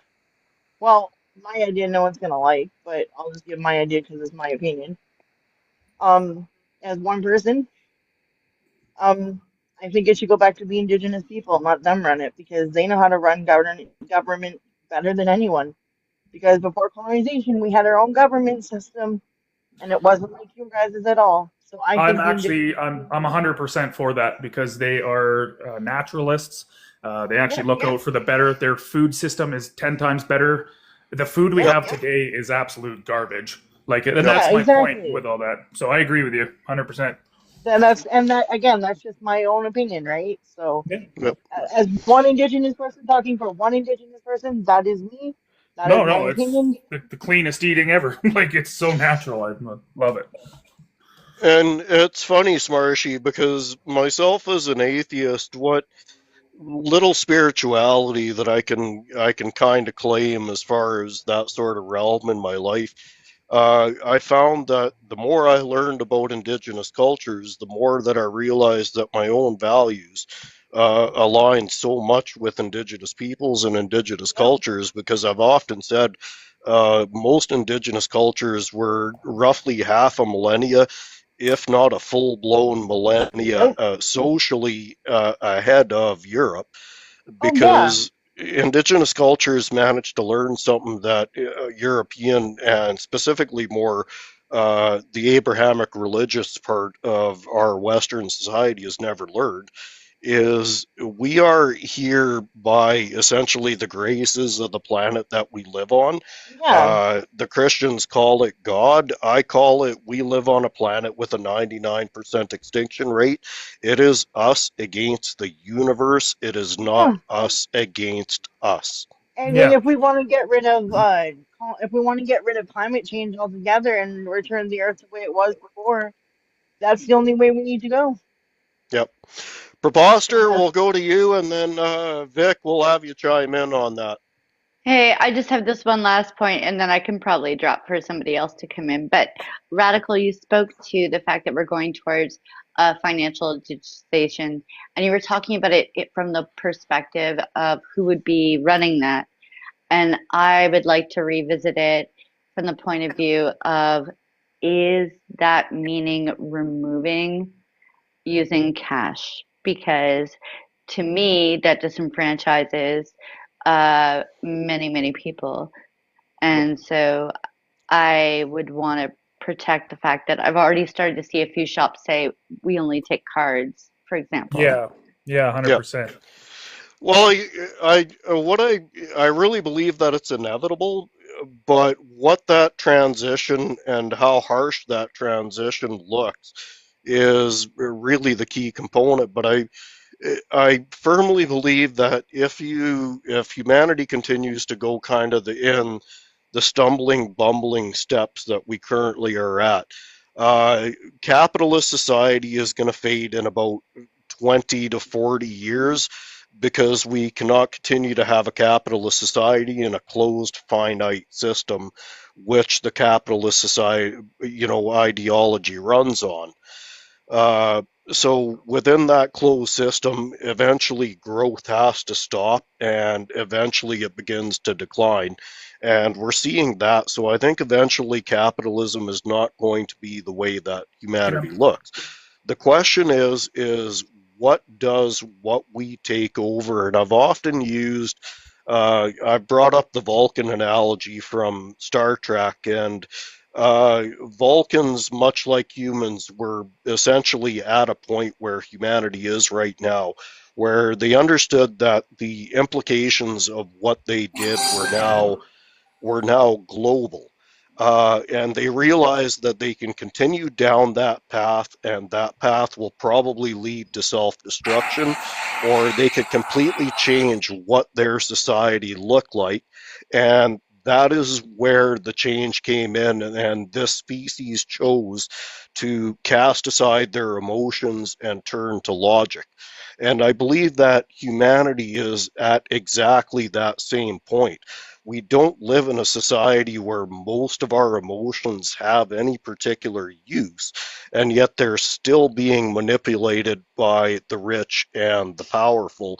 The only way to eliminate that manipulation is to either get rid of the rich and powerful, or to essentially vaccinate the population against it, where they're too logical, where essentially emotional manipulation will not work with the public. But again, that means a massive fundamental shift in what our society actually looks like. Thank you, Radical. But my specific question was, do you see cash getting eradicated anytime soon? And what does that mean for 15 years. people? 15 Okay. years. My guess would be 15 to 20 years on the outside, as we continue to progress toward more digitization in everything. And I mean, it's kind of spread across all the entire spectrum of our lives. And the banking system is not going to lag behind, because ultimately what they're going to run into is the same thing you see at Walmart. It's a hell of a lot easier to install a computer system that does all this for you than have people on the ground and paying them a living wage. Are you okay with that? Because I'm really not. Again, depends on who puts it in place.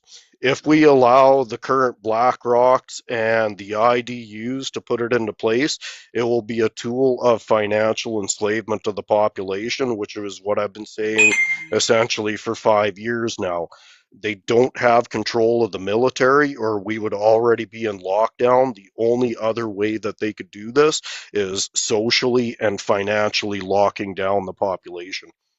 But I mean, you're thinking big picture. I'm thinking community. Like, I want to be able to Yep, give $5 to the guy on the corner so he can go get a sandwich, you know? yep.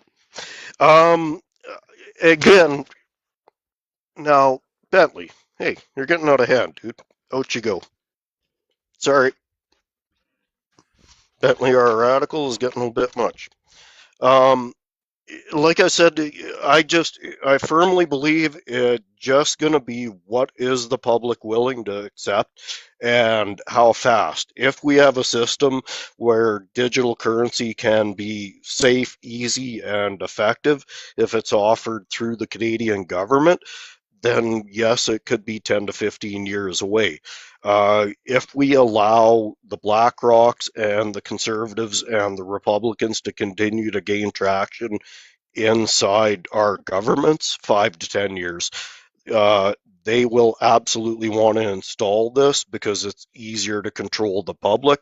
The Liberals will look at it as a benefit to the public in a system because of ease. The Republicans and Conservatives simply as a tool of exploitation and manipulation.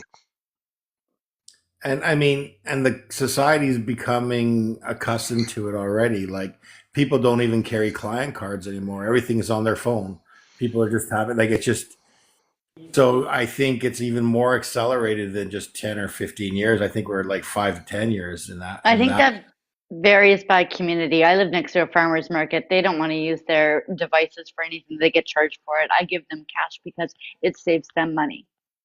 Yeah, I agree. There are pockets of that. I think those are becoming fewer and farther in between. Like the Sally Ann, when you like at Christmas time when you're going to donate money to the Salvation Army, now they have tap.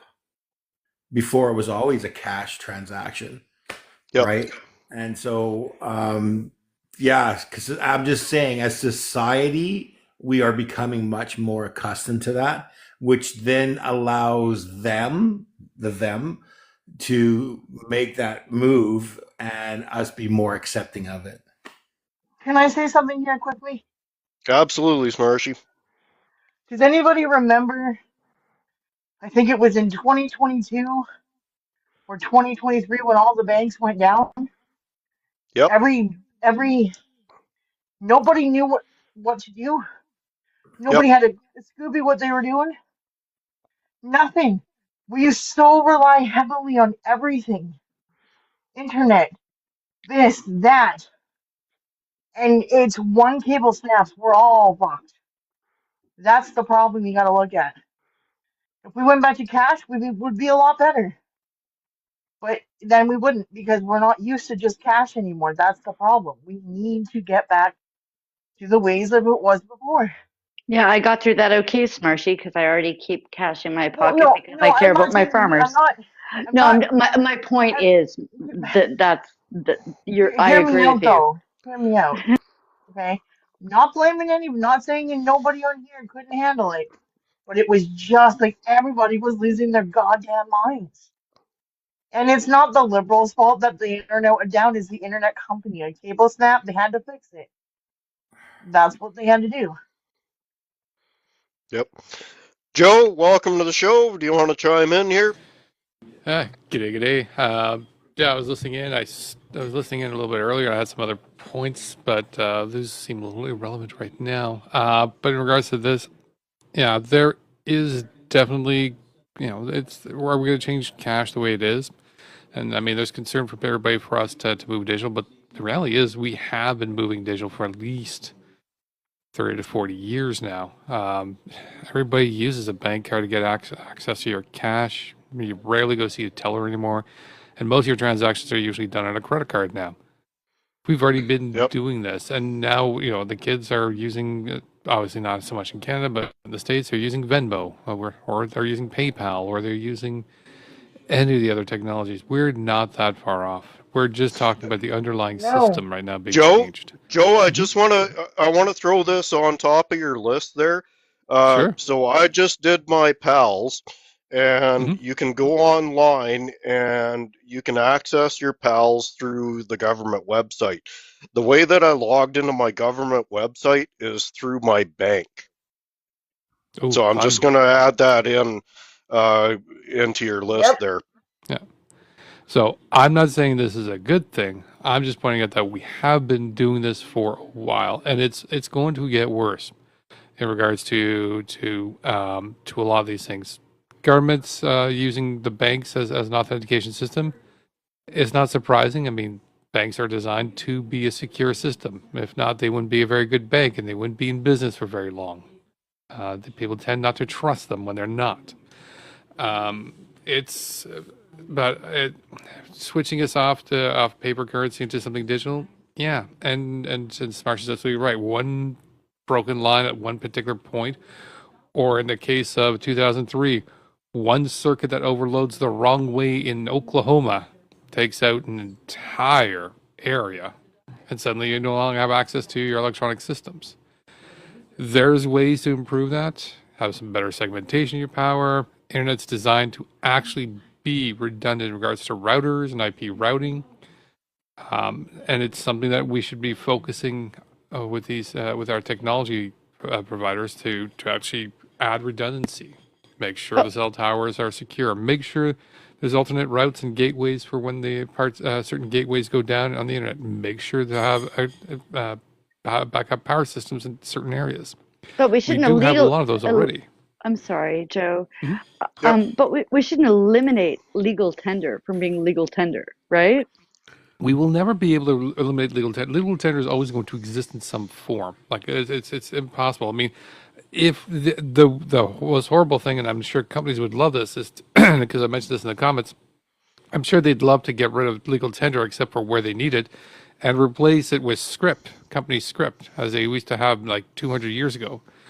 And if you ever want to have an interesting reading in history, scripts are what they used to pay the employees, and you could only Yep. cash them out at the company stores. Yep. That led to another form of, I'd say, slavery, because you could never really make enough money out of scripts. And you know who has been floating that idea all of a sudden? Which Our one? good buddy Alonia. Yes, he's got. Alonia, Yeah. 4 or 5 months ago. Uh, Now I can't remember a lot of details, but it did bring up that conversation about corporate towns, and that was one of the ideas that Alonia was actually pitching. But if you look at what that crooked bastard is thinking behind the scenes, once and this is they understand this at a fundamental level with holding medical insurance with your job down in the states. If you Oh know yeah. your next job you might lose that portion of your medical, it becomes awfully difficult to change that damn job, and that's exactly the point. Yep. Hey, I'm just going to It's step you're with down. us or you get Thanks for letting nothing. me come up. I'm just going to step down. Great panel. Thank you. Hey, Joe. Nice to Thanks see very you. Oh, much. thanks. Yeah, Good to see you thanks again, very Vic. much for coming in, Vic. No Really problem. appreciate your time. Really appreciate your thoughts. Thanks for coming in, man. Thank you. Take care. I don't know how to step down, but you can drop me. I You Alrighty, can. show we'll up and do that. people are disappearing. I gotcha. I gotcha. I swear, So they I'll smell just do bad. my. I'm just going to do my pitch for the show here. If you're just tuning in, our host today is Frontline. I am Mr. Radical. You are on the Beaver Politics Network. We are all about knowledge through discourse. We have multiple shows a day, 7 days a week, and if you miss a show, you can now catch them on YouTube and get caught up with your favorite hosts here on Beaver Politics. Remember, folks, tapping is clapping, sharing is caring. And what I'm hoping is, I'm hoping that somebody from an international audience is watching right now, somebody who isn't based here in North America. If you aren't based here in North America, I'd love to have you come up to the panel here and maybe give us a little bit of insight about what's happening in your part of the world or what you see happening here from an international perspective here in North America. So I'll go back to you, Frontline. Yeah, no, that's exactly what I was going to say. If there's anybody that's watching right now that's either opposition or from another part of the world that just wants to share, oh, there we go. We got a foreigner. This is Anastasia. Australia. Anastasia from Australia. Welcome back to the show. We had you last Saturday and we were thrilled to Hi. see you back. Hi, Anastasia. Yeah, Nice to I meet you. know. I hopped on at the right time. Hey, Welcome So back. you've been listening in. What do you have to say about tonight's show, Anastasia? what a roller coaster this week has been, right? We sold you our radar technology. Oh, that's right. Yes. Yes, you did.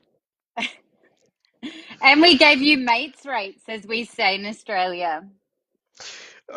You know what? I gotta tell you, this growing friendship between Canada and Australia, out of all of the crappy things that have been happening lately, this one kind of gives me a little bit of that giddy joy in the background. I'm not gonna kid you. It does. Ah, it makes us happy too. Like we just exactly what I said last week. We need to be strong in the Commonwealth again and know who our true allies are. And it's not the Americans. Well, we call them seppos in Australia. So it's not the seppos, right? Yep. I like it. Are you guys familiar with the term seppos? No, Nope. but I Rhyming love it. slang. So it's rhyming slang. It means septic tanks, which rhymes with yank. So that's why we call them Oh. seppos. You'll have to like tell me how that's spelled. Oh S my E goodness, P that's P O great. S. That's great. Harsh. When we don't like people, we're harsh. We're nice until we're not. We're like the Canadians. That Well, is we love all your awesome. support, so thank you. I'm gonna call them Seppos from now on. I'm Suppose. Seppos. Yeah, you'll have to explain it to everybody who's not Australian. Hey, I was so happy that we sold you guys the radar technology. Like it's firming up our military alliance, which is exactly what I was saying last week. That's what we need to be doing. And I'm really happy with your new minister. He's freaking awesome. Mm-hmm. What, Anastasia? What's kind of you get a chance to talk to everybody there in Australia, and what's kind of the general opinion of Cardi there in Australia right now? 90% of us hate Trump and we hate what's happening to America. And we were fearful because we've got the federal election coming up. We were fearful that our right wing was going to get in at the next election. I Yep. really feel like Trump and First Lady Musk have really swung the needle for us. Like it's really clearly shown what would happen here. And it's moved people that might have voted towards the right. So our veterans have really seen the way that veterans have been treated, and particularly our veterans, the way the Americans have spoken about our veterans, and saying that other countries haven't helped them in combat. Well, we sent our brothers and sisters to fight in their wars in the Middle East. Both of my brothers have served in Afghanistan and Iraq and Egypt and the Palestinian border. And, you know, my eldest is about to join the Navy here. I mean, we They are don't learn fierce anything in fighters school. Don't just take like it the personally. Canadians. They don't Yeah, learn I know. anything. I'm aware. Look, they read at a sixth grade level, right? I mean, Traveling Way is that's international the horrible. isn't the same tragedy across the of it. country. You know what I'm saying? Like Okay, traveling from Blitz. LA to New York is Hey, hang international. on, hang on, hang on. Okay, Blitz. Let Anastasia finish her thought here, and then K Blitz, I'm going to get to you. But when you turn your mic on, can we get an age and a rough location for you? So, Anastasia, finish your thought, and then K Blitz will go to you. Well, I would say I don't live in a bubble. My social media goes pretty across a wide spectrum, particularly because I work in healthcare. And I'm just seeing more and more of a move to the left. I'm feeling increasingly hopeful about the upcoming election. People are horrified at what's happening to healthcare with the isolationism of the US. That the Christian nationalism is quite frankly terrifying. We are not very tolerant of really strong religion in Australia. It's not part of our culture. And so people are looking at that and just thinking, how can religion play such a huge role in politics? That's not right. So I feel like Trump's done us a favor, quite frankly. I think it's great that you guys are stopping getting your F-35s from the US from Lockheed Martin. I mean, how great that instead you're going to get your jets from the EU. I mean, Yep, this is another move of firming up alliances with the people who are transparent and are honest and have ethics. I'm waiting for the announcement that we're going to drop AUKUS, which is our agreement about the nuclear submarines with the US. We've paid a $500 million down payment, and I'm hoping that we pull out of it because that's going to be over $300 billion. And we don't yep. want to be in bed with the US anymore. None of us do. None of us do. Yep. It's just horrifying. So I think he's done us a favor, quite frankly. I Nobody think really this wants is a to be in move bed that with the needed to U.S. happen.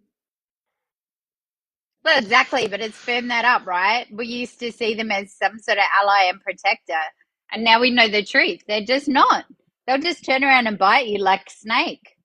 Yep. They are allies with nobody. Oh, Yep. except Putin. They love him. Yep. The So, irony. Cablets, I'll have you jump in here. Cablets, like I said, could we get an age and a rough location for you? Oh, I'm 40. I'm in Edmonton. Edmonton, 40. Welcome to Yeah. the show, Cablets. What do you have to say? I actually didn't. Well, I got invited. I was in the comments enjoying myself, chilling, laughing at everybody talking. Y'all was having good points. That Elon being the first lady is hilarious. That's funny. I caught that. I really think I don't know. I'm just listening to y'all. I think part of me is this. When we talk about the future, like I said it in the comments, I say, whale oil farmers like hated when kerosene showed up. So part of me is like, when the future happens, the future happens. Either you adapt or you unalive. You know what I'm saying? I Yep. understand that we have to take time to do it, and everybody's not going to jump on board right away. And I totally get that. But at the end of the day, the future's not waiting for you. The game don't wait. You know what I'm saying? It's an old Nate Dogg song. You feel me? And so as we move forward, I think Carney is a money man, from what I hear. So I don't know if he's perfect, but we might need a money man to get us. You know what I mean? Get our get popping. Sorry for my language, but you know what I mean. To get things together, we might need a money man. So I'm cool with that. But other than that, we just need to focus on keeping a sovereign nation. I'm willing to be an insurgent so fast if they think they're coming up here. But be a sovereign nation, get our money right, and focus on the future and adapt. That's all it is. And if you don't have crypto, get some. If you don't have assets, you know what I mean, gold, silver, get some. If you don't have PayPal and other ways of forms of money, make sure you have them because the future is not stopping for you. That's what I got so far. That's where I'm at. But I'll stick around. Right on. Thanks for the input. Joe, we'll go to you, and then Smarshy will go back to you. Mine's something I wanted to mention because we were discussing this earlier on today. Elon's having a bad time, by the way, right now. I don't know if you guys are aware, Aw. he's got a recall that he has to do.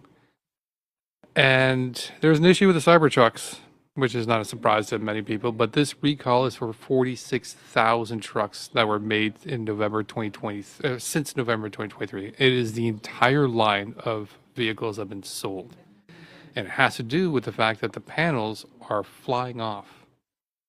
And this recall is probably going to be extremely expensive. It probably didn't help that he only glued the goddamn panels to the side, but if he didn't have enough money problems as it was before, this is not going to be it for him. This is not going to be a good thing. And he's used, I believe, Tesla stocks to lean against to get the money for X stocks. So if anybody calls him in, he's got some serious problems on any of his debts.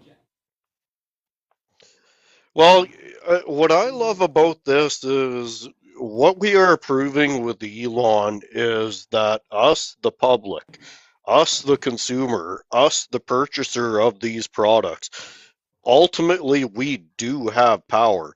This is a stock that we've literally managed to drop inside of 3 months to less than half of its value. If we continue this, we're essentially going to force the shareholders of Tesla the shareholders that basically forwarded Elon all of this money, they're going to call this debt in at some point if those stocks continue to tank. What does that look like? Because ultimately, what I think is going to happen is Elon is going to figure out some way to channel that money out of the American government to pay off those damn debts. That's what I think is going to happen. Yeah, he's already done moves in regards to two governments as he's right now getting to do that. One of them being the United States government. I believe there's 150 Cybertrucks that are to be sold to the American government. The other one is also to be sold to Israel. So no surprise there. Yeah. Well, yeah. But the sales of the vehicles are going to be very problematic, and I got the feeling the next quarterly reports going to come out. They're going to see the sales are down. They're also seeing a lot of issues because a lot of the sales locations are being protested hard. You can take a look at the recent event in Montreal where they've been protesting at the Tesla car place. The resale value of the vehicles have now dropped because nobody wants to buy a used one. They didn't want to buy a new one to begin with, and now there's no way they're going to be buying the used one because he's seeing what's going on there. This is now a terrible thing. His business is going down. He knows it, and the only people who can buy it are the people who are with money because his vehicles are cheap, particularly the Teslas. That are so you have to have with money and really love Elon, and are comfortable with the fact that your vehicle is probably going to be attacked. Like it's not a good look. Joe, like people say Teslas are for, like in the comments are saying Teslas for rich people. Like everything's expensive, right? Like a brand new truck's 80,000. You know what I mean? Like you get an Audi 80,000. Everything's expensive. It's not like Teslas are crazy out of the. They're not. They're not 150,000. Everything else is 20,000. Yeah, but There are some a lot of I was gonna say, but a lot of people are still buying like $5,000-$10,000 like Honda Civics from like the late 2010s. Okay, got you. Do you know what I mean? Like most people don't actually have money to even spend like 40,000 on a new car, and if they are doing it that way, they're either doing it through payments or they're leasing it, right? But when you're buying out a car outright, like most people, good luck if they have like 5-10 G's saved up, and most likely they're just going to go for an older Honda Civic because we know those things kick around forever. And Hyundais, I got a Hyundai for like $8,000. Yeah. Once. The best car I ever had. That's what I'm saying. The Japanese cars, man, they last forever. Out of Volvo, Some of the other that was too much Teslas. money. Don't ever buy one of those. But anyways, I digress. Some of the other some of the other Teslas, you might get lucky with getting away with that too much. The Cybertruck, unfortunately, it's way too distinctive a look. It has become sort of the symbol of Elon, and it's just going to be targeted. And that particular vehicle is, I believe, around 100,000, like Oh, wow. 100,000 plus. Oh yeah, Cybertrucks are not cheap, and it's one of those things that everybody's sort of looking at this like this thing is not cheap and it is not performing well. Well, and it's not just that, guys. Like we seem to forget just what some of the issues are with gasoline engines as well. Last time I was looking for truck, I was looking at trucks that were 2 years old that had 400,000 K on them. The guy still wanted 50 grand for it. What? Yeah.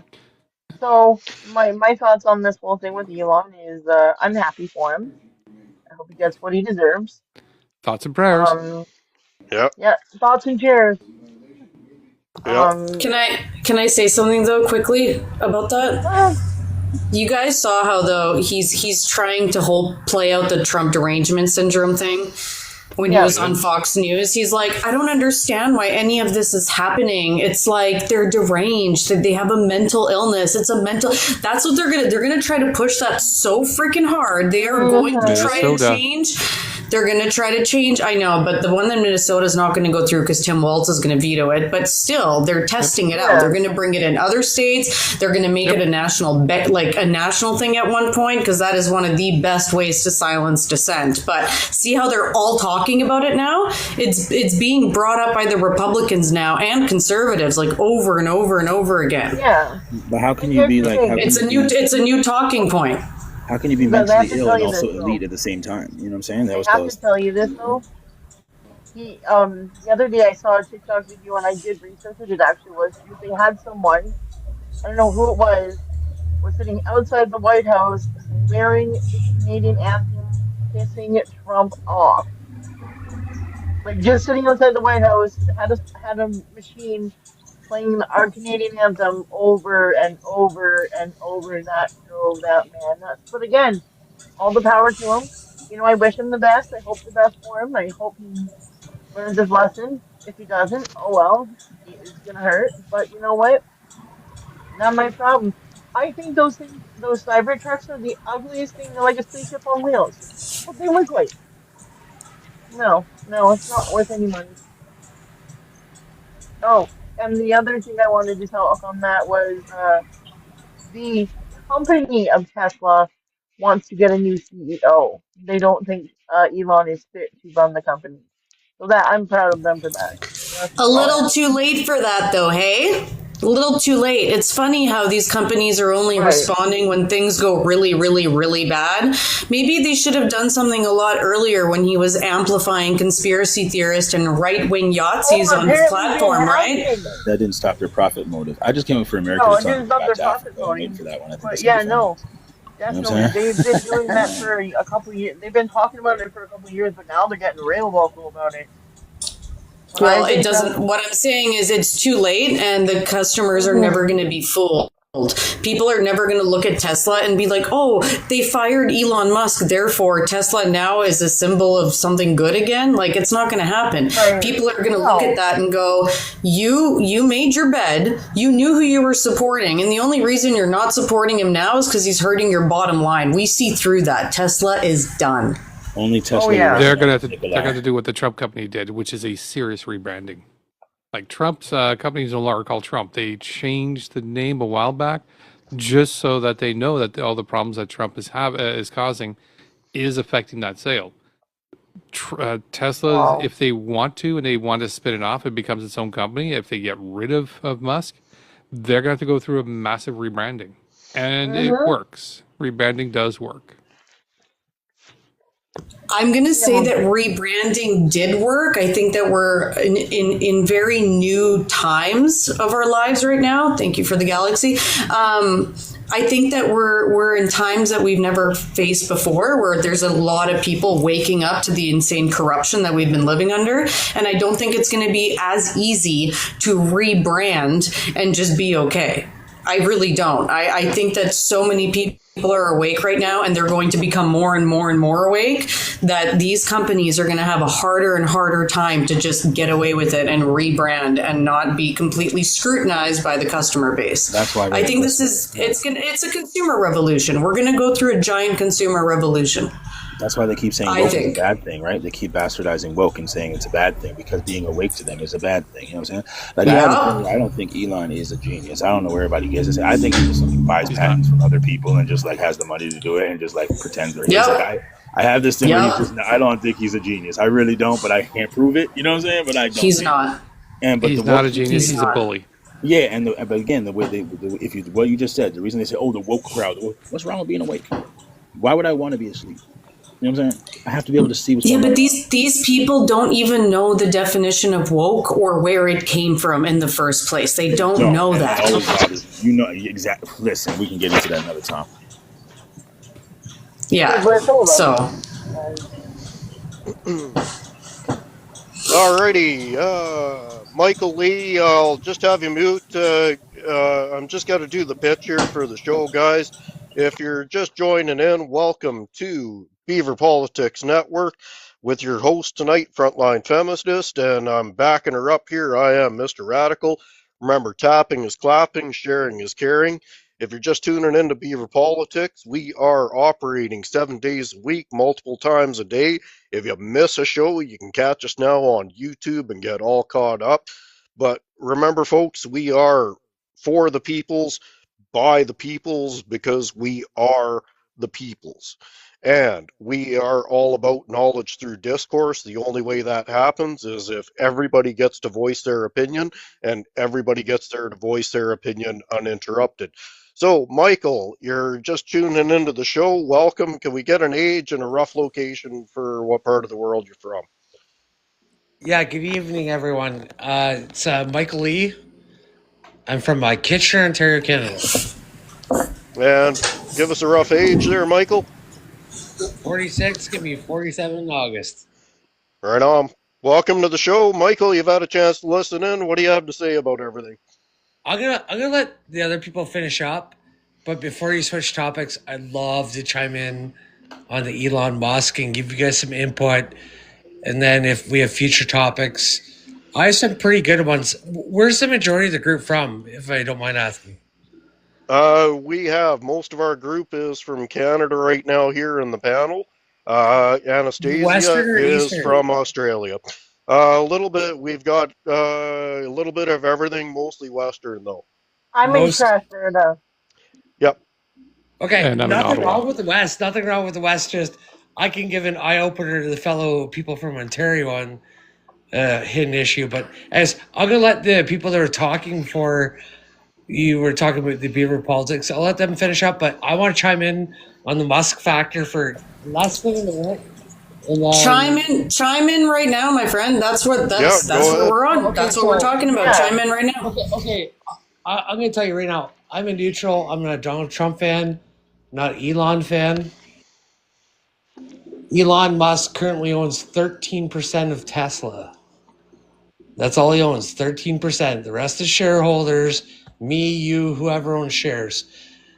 Like the teacher's pension plan from Ontario, whoever owns it, he only owns 13%. He owns 100% of Tunnel Boring Inc. He owns 100% of X. He owns 100% of Humanoid, which is a robot company. He owns 100% of a brain chip that he's trying to put in people with sicknesses.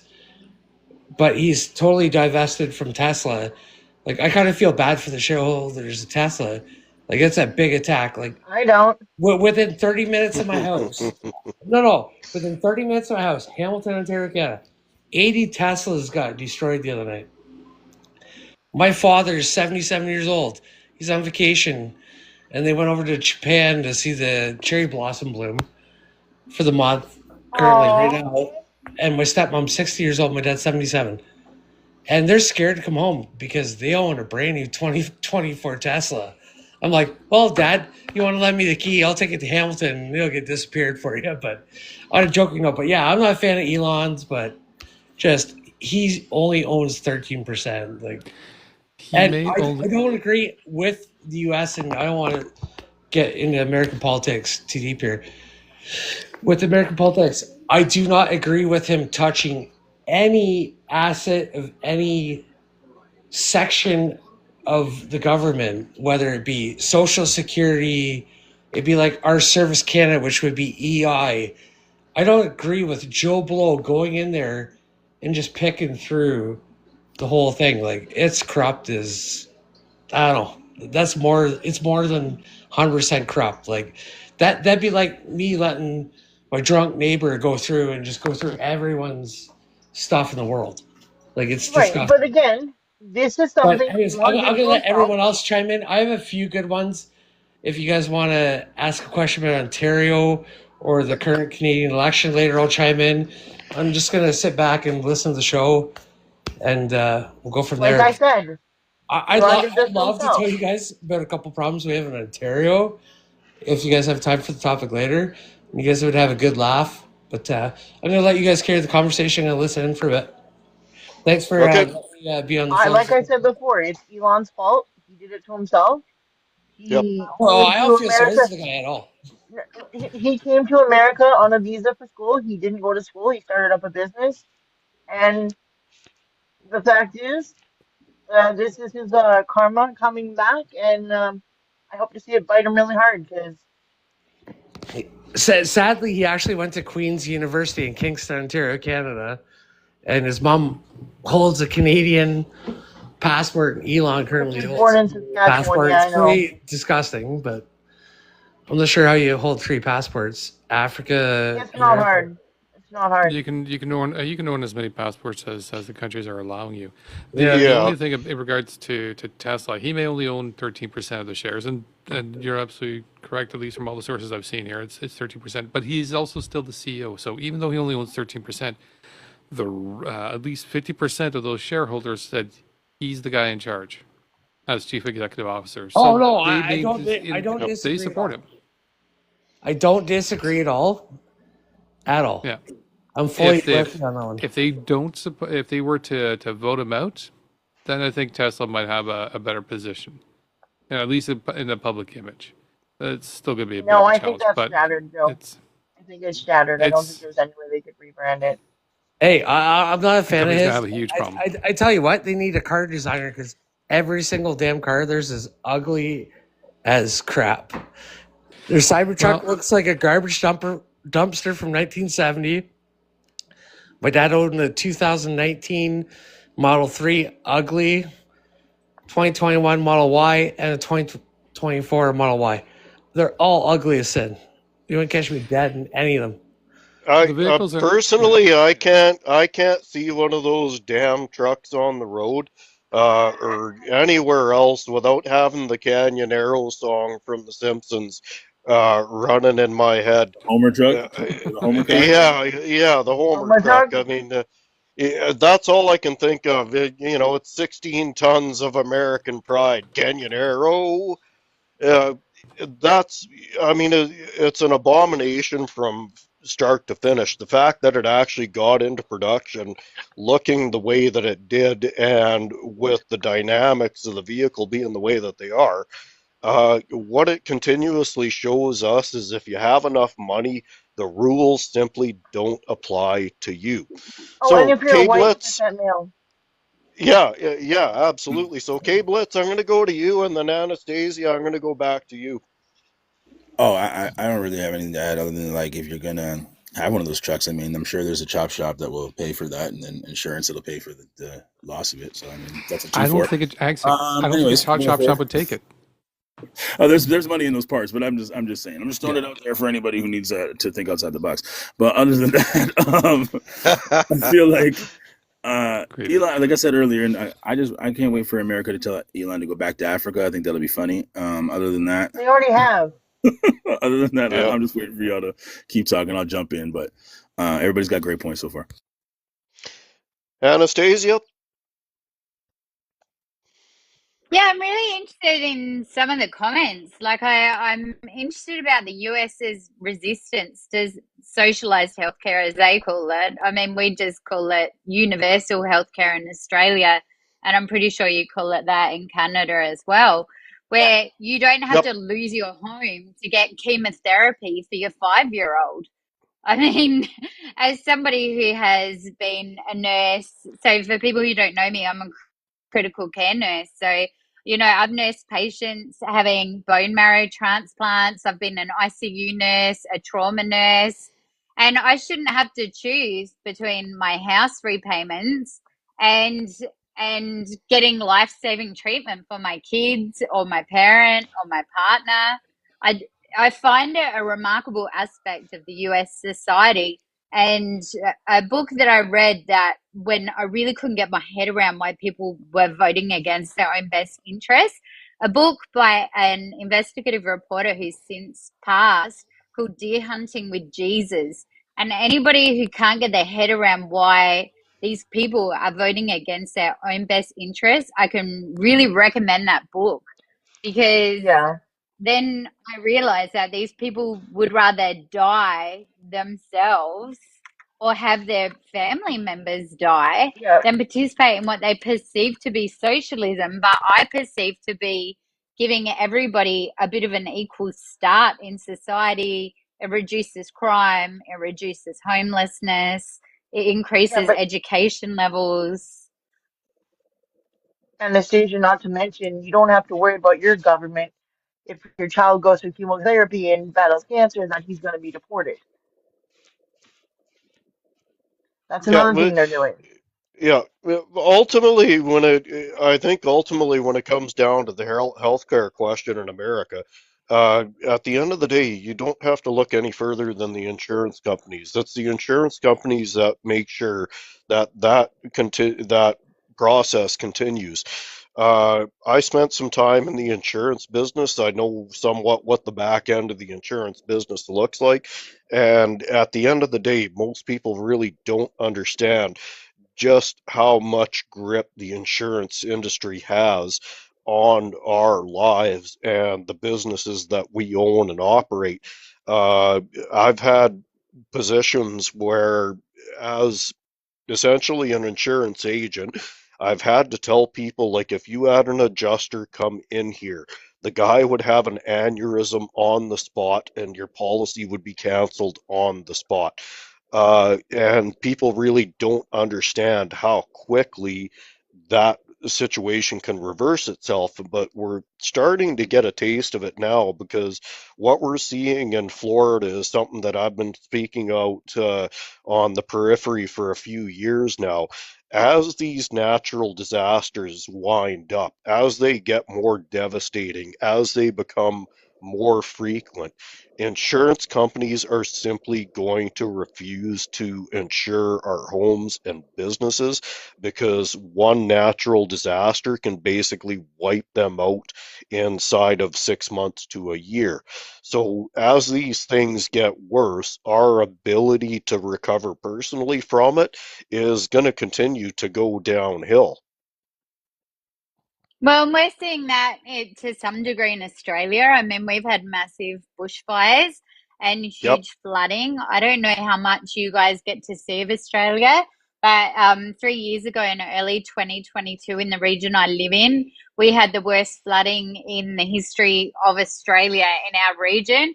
I personally lost a house in the flooding, but it went up to the ceilings, and so the house had to be gutted. But I was insured, but a lot of people were not.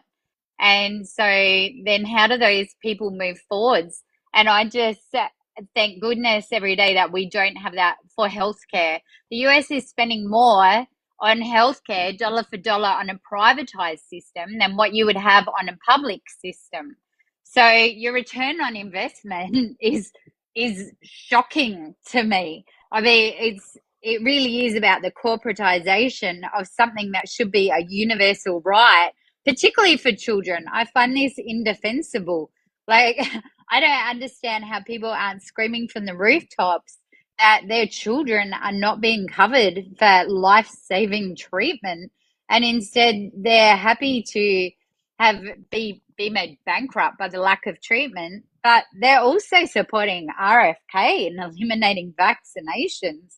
This is mind-boggling to me, and it's naivety of the highest order. I mean, we had to intubate and put on life support a 6-year-old the other day for a condition that is normally caused by an infectious disease. In this case, it was not caused by that disease because the child was vaccinated. But I can't even imagine what it is to not vaccinate your child and then watch your child go through that and then have to cough up the bill for it later. I mean, that child spent 3 days on life support. I'm guessing in the US that would be $2 million bill. This child was transferred by helicopter to a pediatric intensive care primary hospital. So was the child's mother. I mean, in America, if you were not covered for that, that would destroy your family. How do you ever come back from that psychologically? I Because they don't don't. know. Maybe if they traveled wider and they could see the overall benefit that it gives society, that everybody can have basic health care that maintains their health, maintains their safety, their social security, their housing security. Same with public education. It reduces crime. It reduces violence. It makes all of us safer. And so why Yeah, would but we here not it's want all of us to be safer? the thing is that the quality of life is different because it's that makes them money. That's why they don't want to go to Universal. They make money off of people, and that's what it is. Insurance companies But don't make money it off doesn't people. make the citizens money.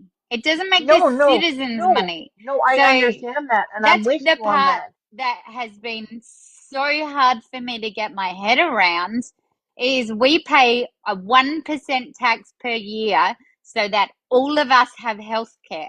Yeah, 1%. yeah, I And you understand that actually get part, that but back if you're a low income earner. So I don't know what the hell is wrong with these people. I don't know. They're But in a it's cult. been like that. Yeah, it's been like that forever.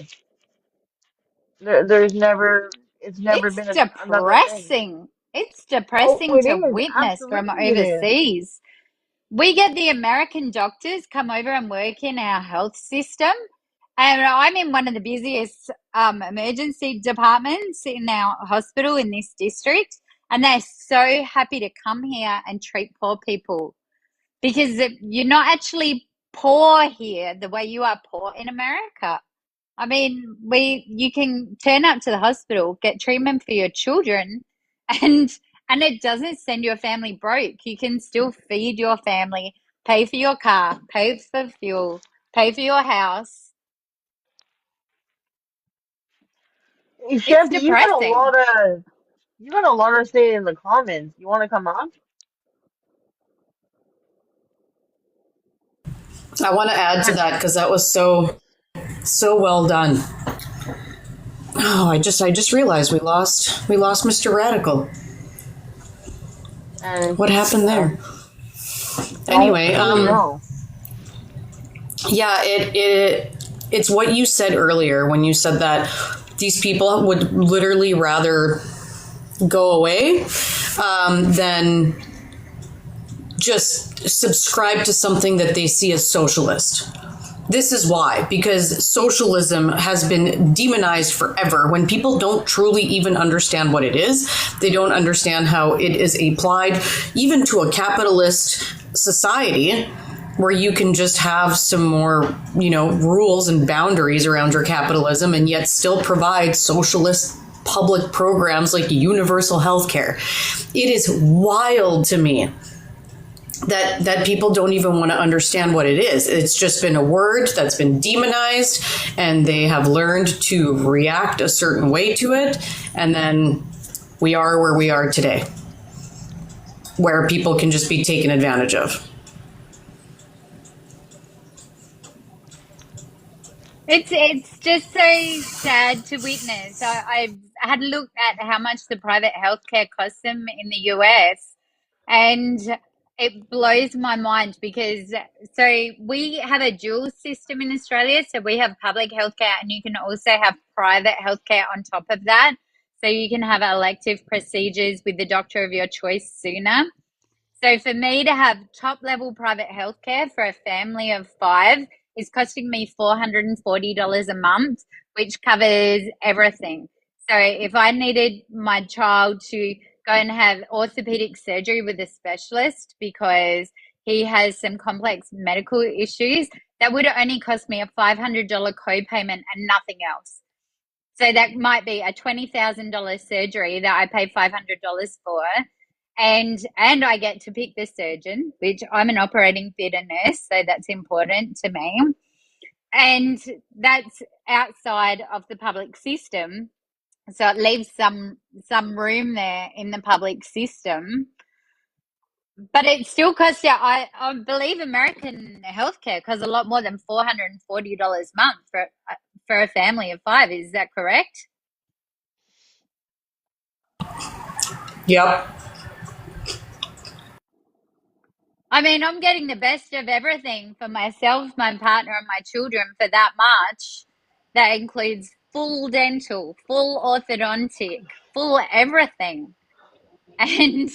And the public system covers all the big stuff. If one of my kids gets cancer, if one of us gets cancer, if we require major surgery of some sort. I mean, getting things like a stent for an aortic aneurysm, I'm pretty sure looking at $150,000 if I had to pay. I mean, I wouldn't have to pay anything for that in Australia. And that's literally just for the 3D printed stent for something that otherwise you die. It's the same with coils in your brain for aneurysms in your brain. Shamsi asked, is there any issues being paid out So by my insurance company? And the answer is no, they do not. If it is covered in the policy, we get paid. There is no argument here. I mean, this In the is US, a lot of our medical insurance companies. No, I'm in Australia. in the A so US, lot of our insurance companies here in the private system are not for profit.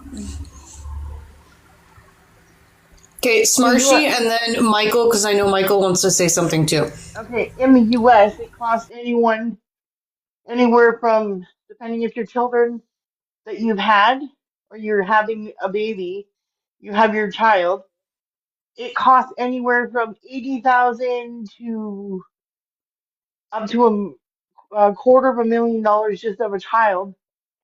Because if they need NICU care, they need any time in NICU for any or neonatal, any time like in specialized care when they're in a newborn, that's tacked onto it. And it also was brought to my attention that when mothers do skin to skin contact in the US, they're charged $500 for that.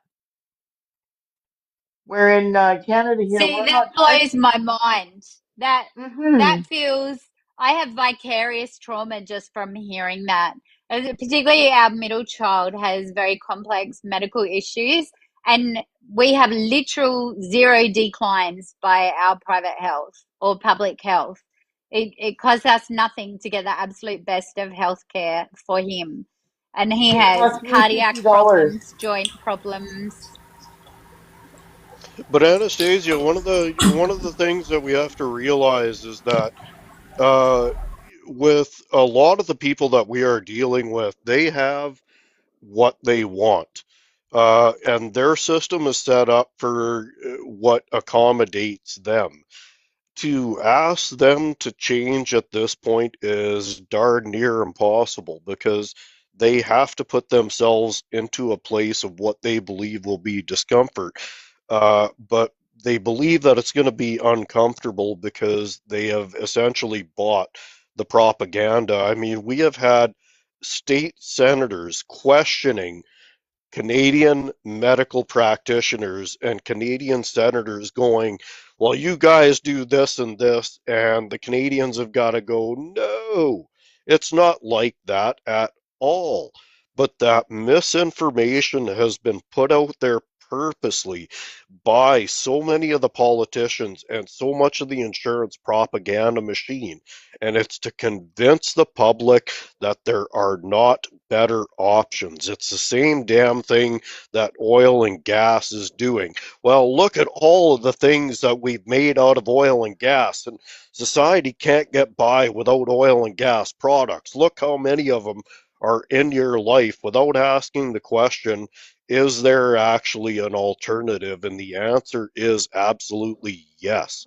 But that society has been so corrupted for so long and brainwashed for so long that they do not see alternatives. I talk often in my groups that at work, one of the worst things and one of the best things about human beings is our adaptability.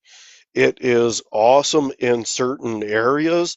However, our adaptability always also flows into the negative. We can literally get used to anything. And the way that we are being manipulated, that is a core fundamental part of that process. We have gotten used to the everything going downhill, and it is hardly registering for us. So, Anastasia, for you hearing it out of the blue, your jaw is on the floor. For Americans that have been dealing with this shit for years and years now, it's same old, same old. I just wonder, and I'm assuming this is the issue, right? Are people in the US aware that in Australia we pay literally a 1% tax across the board for universal health care? I mean, you're saying that it costs anywhere up to $250,000 a year to get health insurance for your family, where it might Yep. be declined. And then I just think it seems to be a failure. And I hope, AOC or Bernie Sanders can get the message out there what we are paying here for healthcare, because surely part of them must say on some level, unless they're so inherently brainwashed, paying 1% of my income is better than paying that amount of health insurance and having to fight with the insurer.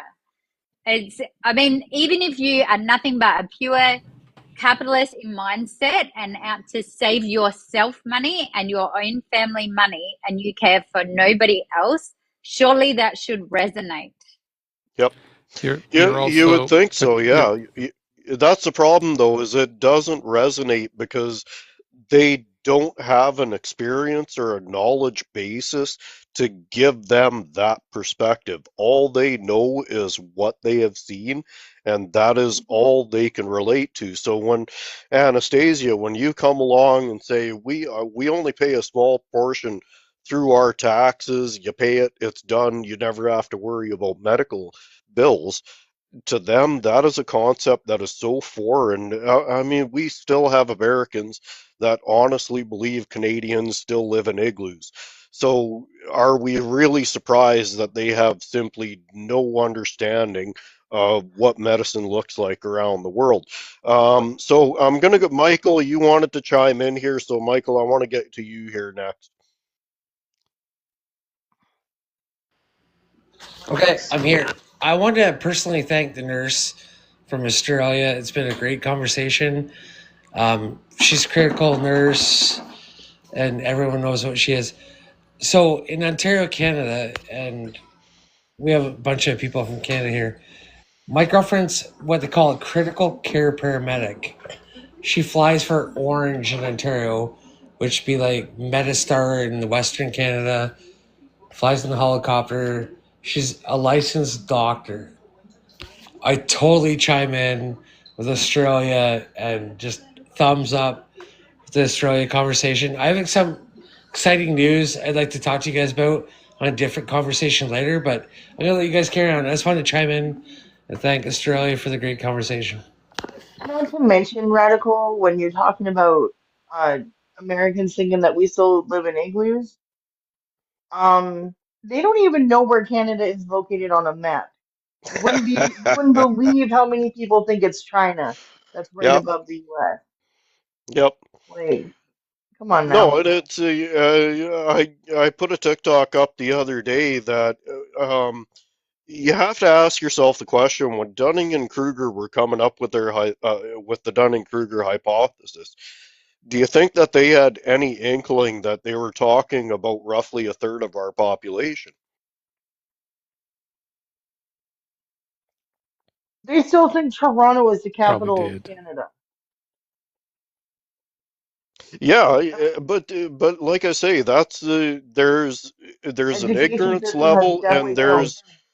there's an ignorance level, but there's also a lack of education level. And I forget who on the panel mentioned that, everybody should get an opportunity to travel. And I absolutely wholeheartedly 100% unequivocally agree with that because perspective is something that I talk about incessantly at work. And the only way to change your perspective is to allow new information to filter in. But that's Yeah. exactly the problem that we have with the conservative side is not only structurally at a brain development level are a lot of them simply not capable of in processing and interpreting and applying new information.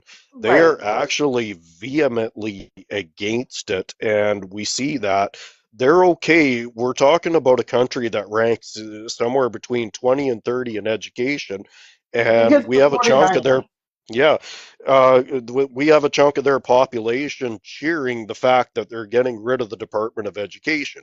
Oh, Uh, if we look at any example throughout the entire scope of human history, we will realize that getting rid of education has never worked out for the general population. It has only worked out for the people in charge.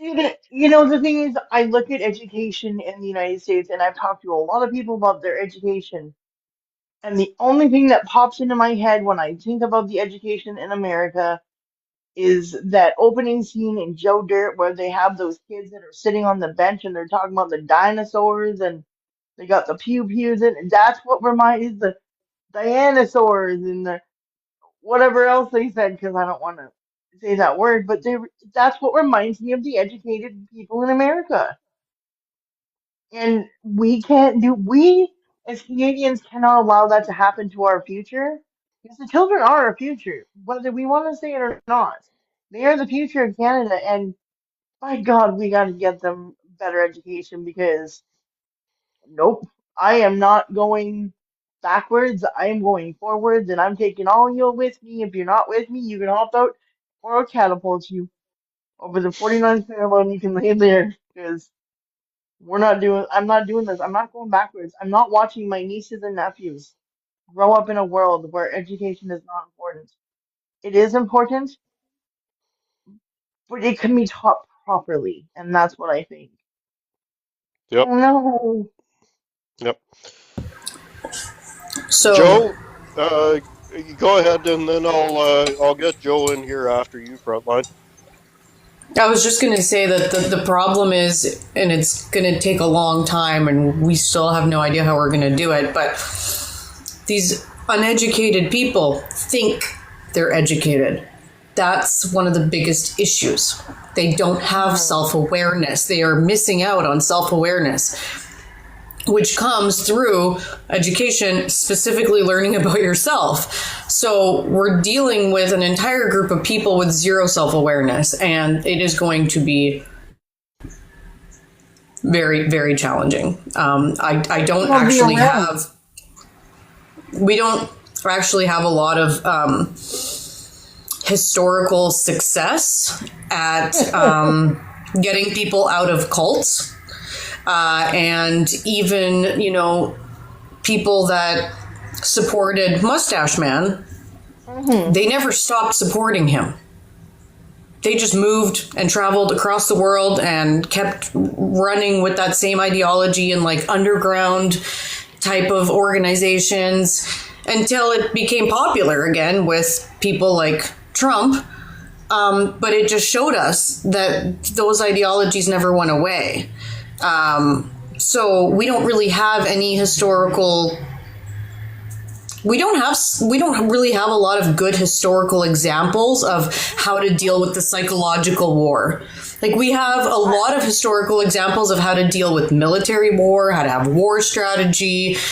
Like we have so many good examples of how to fight actual wars, but we've never been in this position before with social media and propaganda, where we have these like propaganda machines at our fingertips 24/7 that are able to brainwash people and make them think that they are super educated and super intelligent, even if they're not. So it's a whole new precedent, and none of us know how to deal with it. We just know how to come up with statistical numbers that paint the story, but don't tell us how to move forward.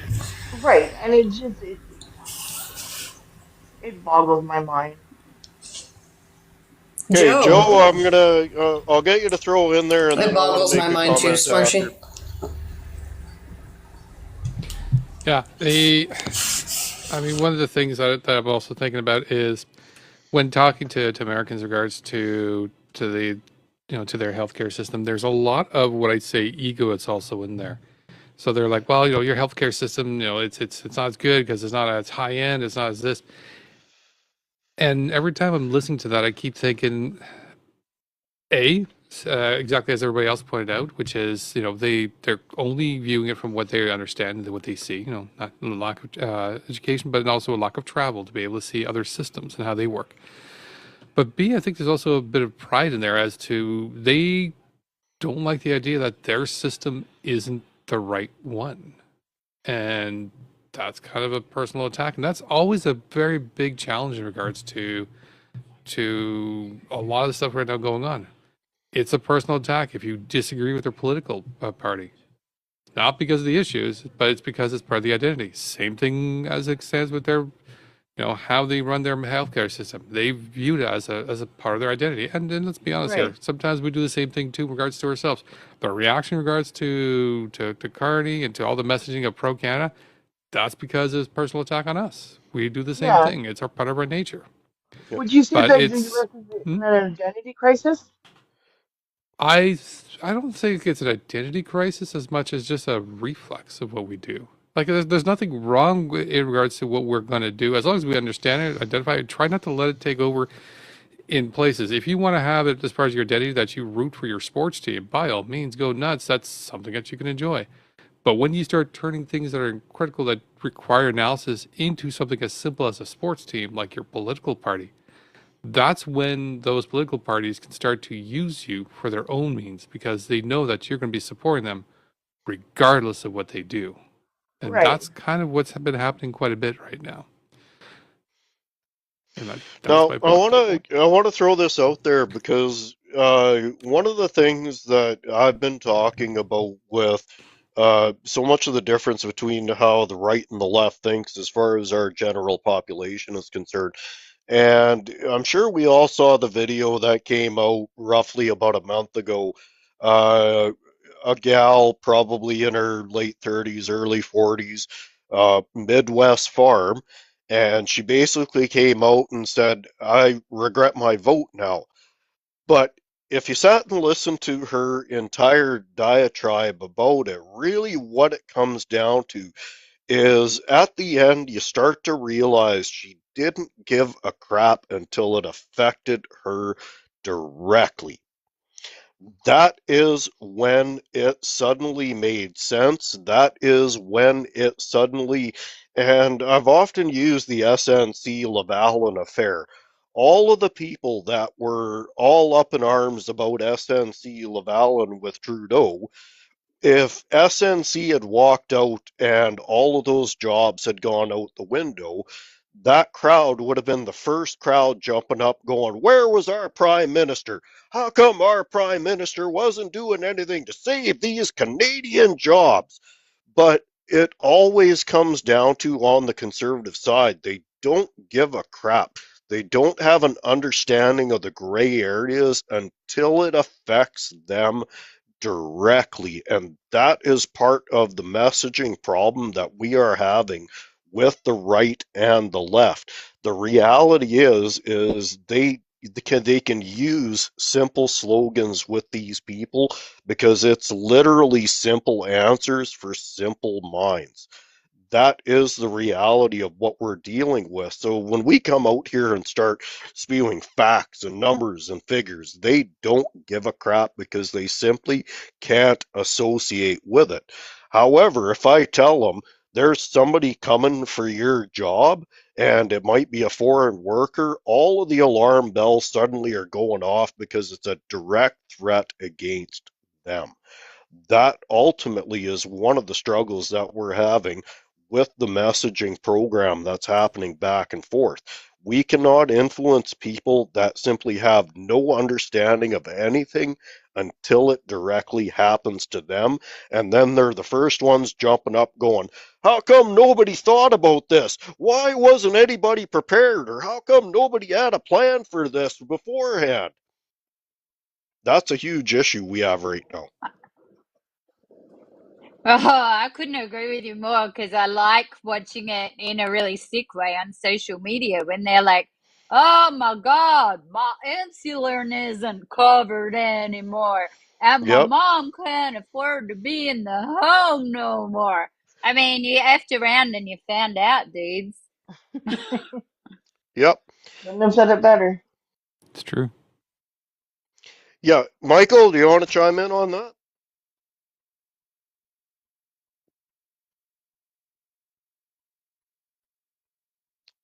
Michael, my friend, are you there? You are also on mute, Michael. I'm here. Sorry, I'm half in, half out. I'm making Caesar salad. I'll let you No, guys no carry on. worries. I'll chat in a few minutes. Alrighty. So, Joe, we'll go to you next. Joe, what do you have to say? Not much more, considering on regards to that. I mean, again, aside from the privilege, I mean, yeah, these guys are just—they're not going to be. Actually, no, I did have one thing to say because as I was listening to you, Radical, I'm like, these people are all from around our age to up and down, and I Yep. just want to know how the hell Sesame Street and Mister Rogers failed for them to understand compassion. Right. What the hell went wrong? How did it miss the goddamn mark? We had some of the best shows to show this shit, and somehow, nope. What about the under the umbrella tree? Come on, that was a good Yeah, show for Yep. kids to watch. yeah.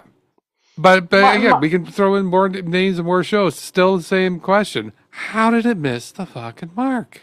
Like, I don't know. I don't think it was the how? TV Maybe, shows. I maybe think it was Elmo wasn't radical enough.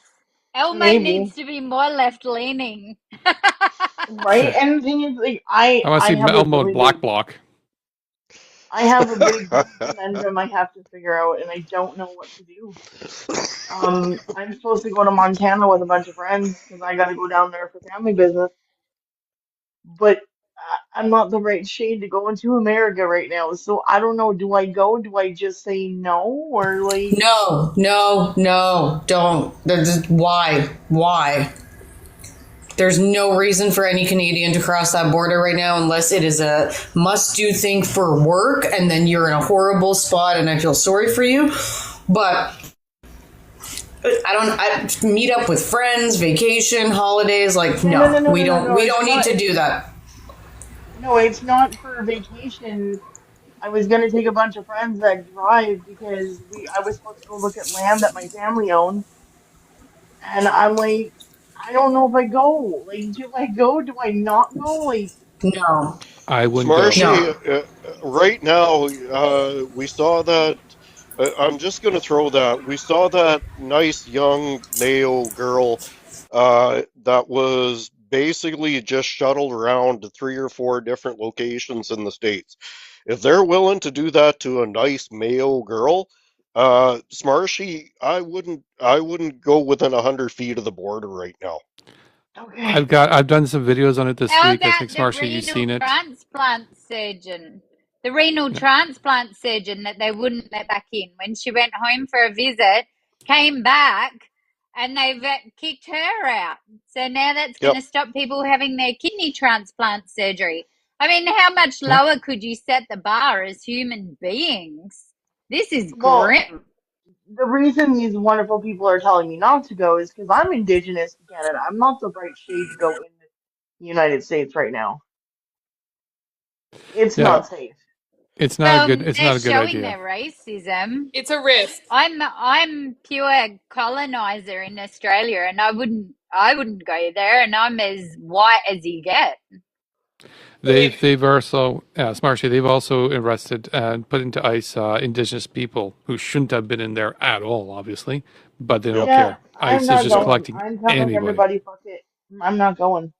Yeah, Thank I you. would This has I been would dig up if anybody is considering going to the States, I would get the Simpsons tent guide that you saw on the Simpsons, and just make sure that you're the right color if you're heading down there, because Family Guy, even wrong show. yeah, sorry, Family Guy, yeah. Um, for myself, with my nose and my dark complexion halfway through the summer, I wouldn't even consider heading down to the border right now, even though all of my origins are Eastern European. From a genetic viewpoint, I'm basically as kind of white as you get. However, Radical. yeah. I get it. We have it. I know exactly what you're talking yeah. about. I Yeah, wouldn't And entertain we're the no type of way. Eastern Europeans that go a little dark in the summer because a lot of us have a little bit of Middle Eastern blood in there too from our yep, ancestors. So yep. yeah, I know I know exactly what you're talking And about. the funny thing is you've all seen Miss Radical here, and she is blonde and blue-eyed, and we had this conversation kind of early on because I don't, for her looking at me, she didn't really see it. However, I'm just kind of borderline enough that I've seen the racism equation essentially from both sides of the spectrum, because some people look at me and they see an average white guy with a big nose.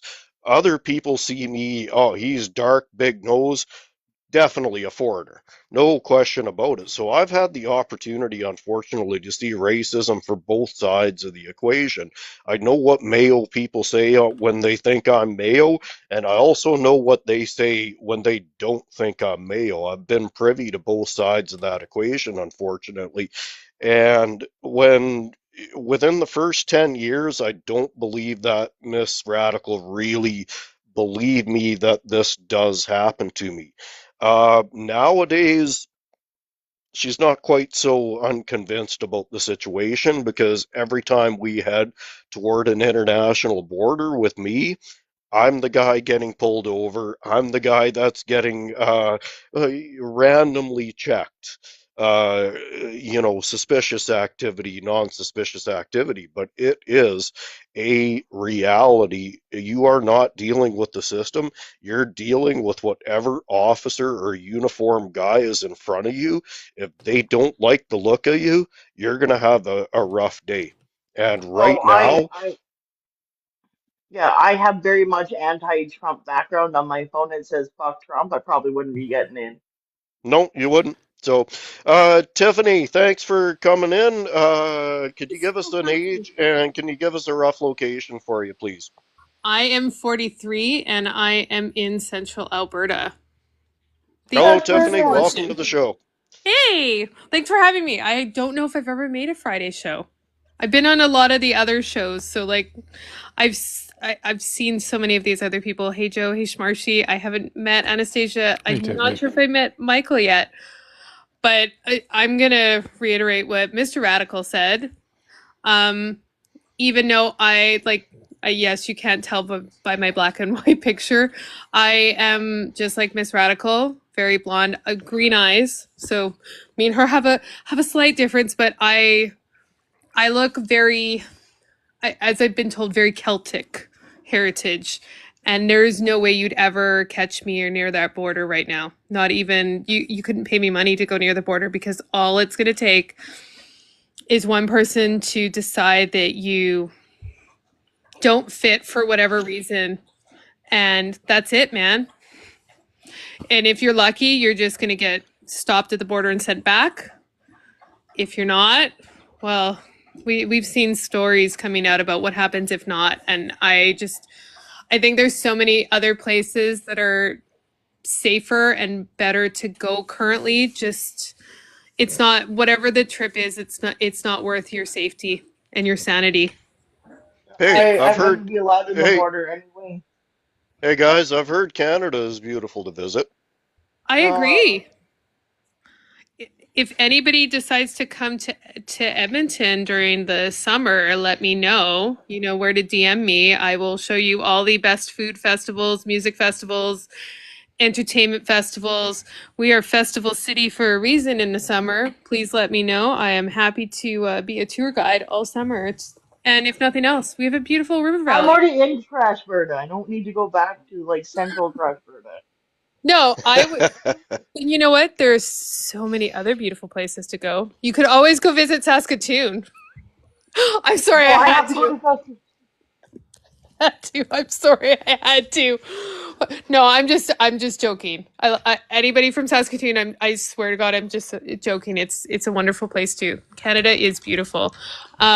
There's so many places to visit. It's just if you want to go and get a vacation outside of the country of Canada, I firmly believe with every fiber of my being, every cell of my whole entire body, leave the country and do not go to the US. Go anywhere else. Literally almost anywhere else on the whole entire planet. It is just safer for you. Charlie Angus did make a public statement today, I think it was early this morning, where he basically told all Canadians not to travel to the United States.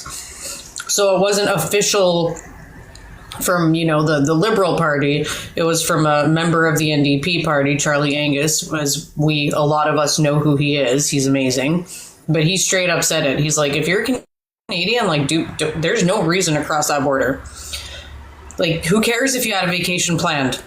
That sucks. You might lose maybe a couple $100, but it's still better than going down there and risking everything else. So stay away. Michael, Hey, can do you I want ask you a to? question from the Yeah, go ahead. Canadians? Yep. I want to know what you think about Carney because I've been really obsessing with him this week. And I want to know what you think about your military strategy where it looks like you're going to start buying your fighter jets from Saab and other European countries. For a pacifist, I'm pretty into the military. So I'm interested in that. I think it's a smart move by personally, I feel it's a smart move for the country. I think it would be really not a great idea to buy from a business in a country that's been threatening us.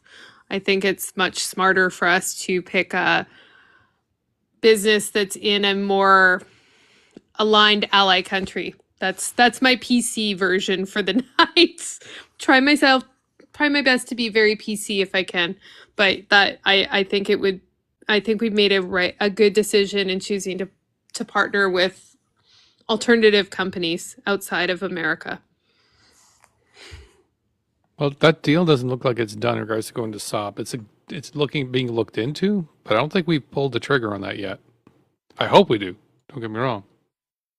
And it's Yeah, we my understanding is that he's sold a lot of Canadian bonds and he seems to be a really good economist.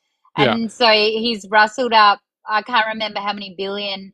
And that what he's looking at doing is instead of continuing the F-35 contracts, he's looking at getting in with Saab Gripen Yeah. and some of the other European countries because of the There's yeah. particularly because of the notion that Lockheed Martin have an off switch for these F-35s and they're being openly aggressive to Canada. So They my are. understanding is that he's currently angling to make that happen. So he is currently angling. So the other detail on this is that if they do this, they'd be canceling the contract for the existing F-35s, which is already been problematic as it is. So it's already been a problem up to this point. But it's a total of 88 jets that would be canceled.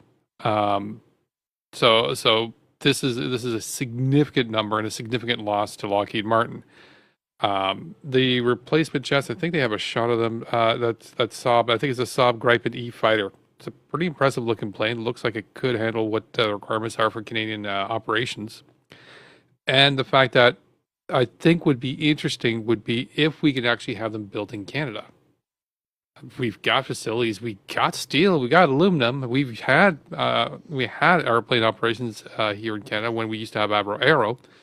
Yep. There is a lot of ability here, and if that's part of the deal with Saab, that could be a huge boost not only for us securing a new line of jets, but if we can also be involved in the manufacturing of jets, not only for ourselves but helping out in regards to other jets that need to be manufactured for other countries, that would be a double win for us.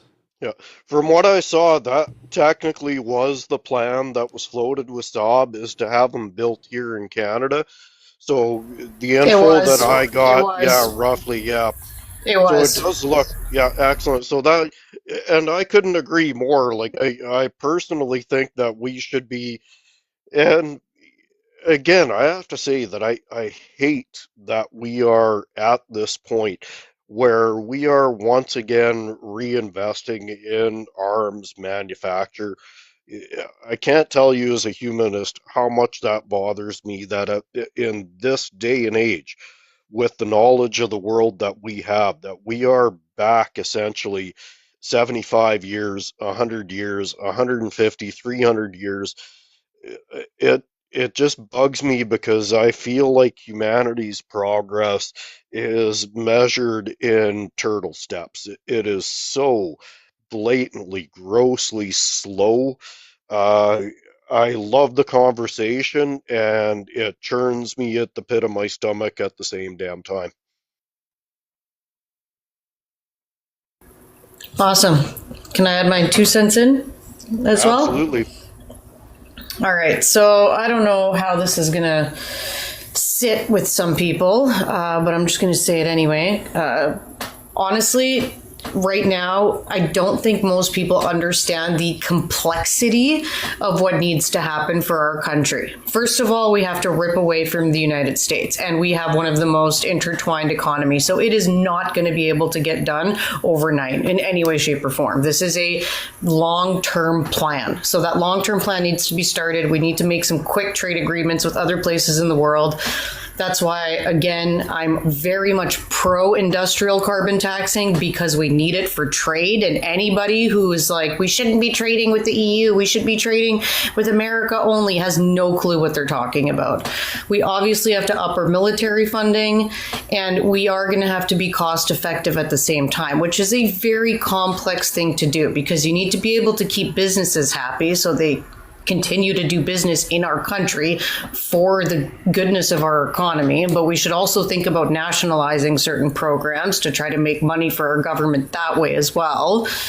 Again, deals with other countries, figuring out the best ways to start pulling away from the US economy, and then figuring out what you can cut without really, without screwing people over.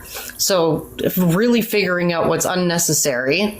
So there's all of these little tiny pieces that are very hard to do, and they're very hard to put together and make sure that people are still happy on all sides so that things can continue moving forward and working properly. And to imagine a guy like Pierre Poilievre trying to be in charge of this is insane. So obviously, I'm on board with what Mark Carney wants to do, because at least he's a top economist and he's got a good resume, and he's done some pretty good things for this country and for England when they needed him. And I have more trust in someone like Carney than I have in somebody that's never held any other position outside of being a politician, has gotten nothing passed for 20 years, only knows how to lie and manipulate, only wants to do business with the United States, and has even said that what he wants to do is basically show the United States how they're a tougher government, and because they're going to show their toughness, somehow that's going to make Donald Trump just bend over and take away all the tariffs and everything's going to go back to normal, and we can just keep being intertwined with the states and not having any tax. Like, it's so wrong if we want to keep ourselves actually separate.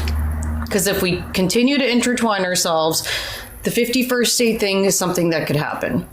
So, yeah, I'm on board with Carney, obviously. And I'm also very realistic. I understand that we have other leaders of other political parties, but I live in reality. I live in polling. I live in statistics. I'm a numbers girl. And when I look at, the options, truly there's two options right now. I'm hoping that people still vote strategically. It is still important that the other parties get seats and we vote them in strategically. But in terms of the federal election, it's either going to be Carney or Pierre. Let's be brutally honest. And any normal, rational, intelligent, just slightly educated human being is going to favor Carney. Well, and I want to add this in there. The conservatives are using the fact that Carney was in Europe and Carney did this and Carney did that, and he's not really Canadian.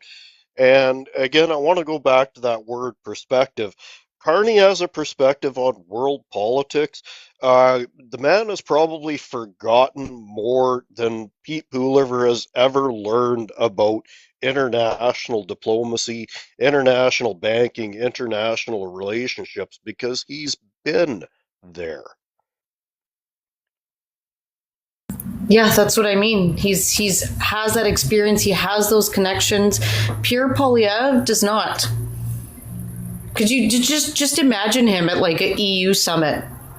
Just imagine him at an EU summit. It's a joke.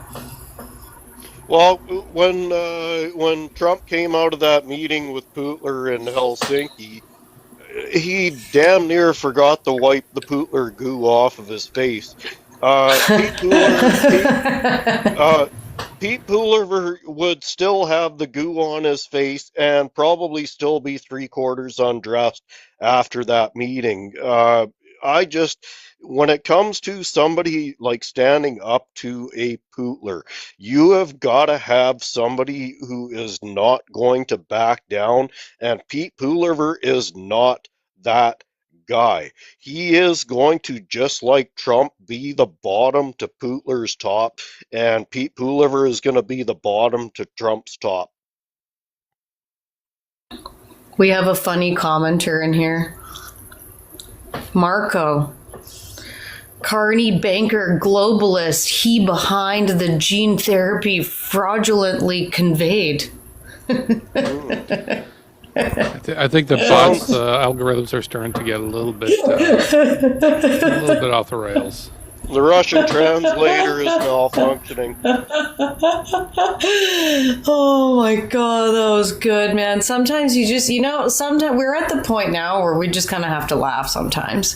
Because if we don't have a little bit of laughter here and there at how ridiculous our reality is, then it's going to be a real dark time, folks.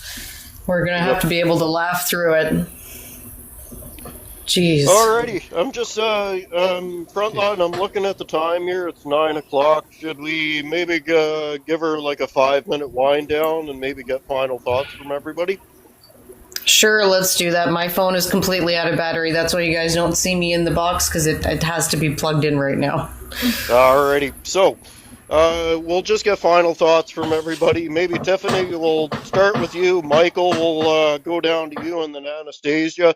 And maybe Frontline, I'll have you kind of close out the night for us here at the end. So, Tiffany, go ahead. What do you kind of have to say for a final thought tonight? My final thought is I hope everybody who's listening, I encourage every single one of you to go research the platforms of every party that's running. I want you to really understand what exactly you're voting for. And then, of course, check out smartvoting.ca to ensure that whichever party or platform that you align with, you are strategically voting to ensure that that candidate is getting in to represent you. I think this is probably one of the most important elections Canada has ever had in its history. I think that we're in a really great position to ensure the sovereignty of our country and the strength of our country. I think we have a really great potential leader for our country. And I think it's just really important that we all get out there, talk, educate, and door knock. I think door knocking is severely underutilized. And I know we live in a cold, Arctic, snowy, icy country, but I think door knocking is going to be a really important part of this this campaign this year. And I plan to get out and do so. And I hope I can encourage some other people in the audience to do the same.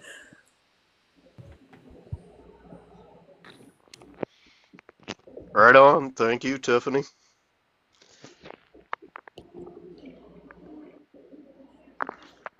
Joe, you got a final thought there for tonight? I think I do. Sort of. Yeah, absolutely. We need to be aware. We need to talk to people. People like Marco, I think, should also go door knocking because if anything, he'll advertise as to why the hell it's important to vote and not to let people like him vote or vote by himself. And sometimes they're the best advertisement for electoral process. I'm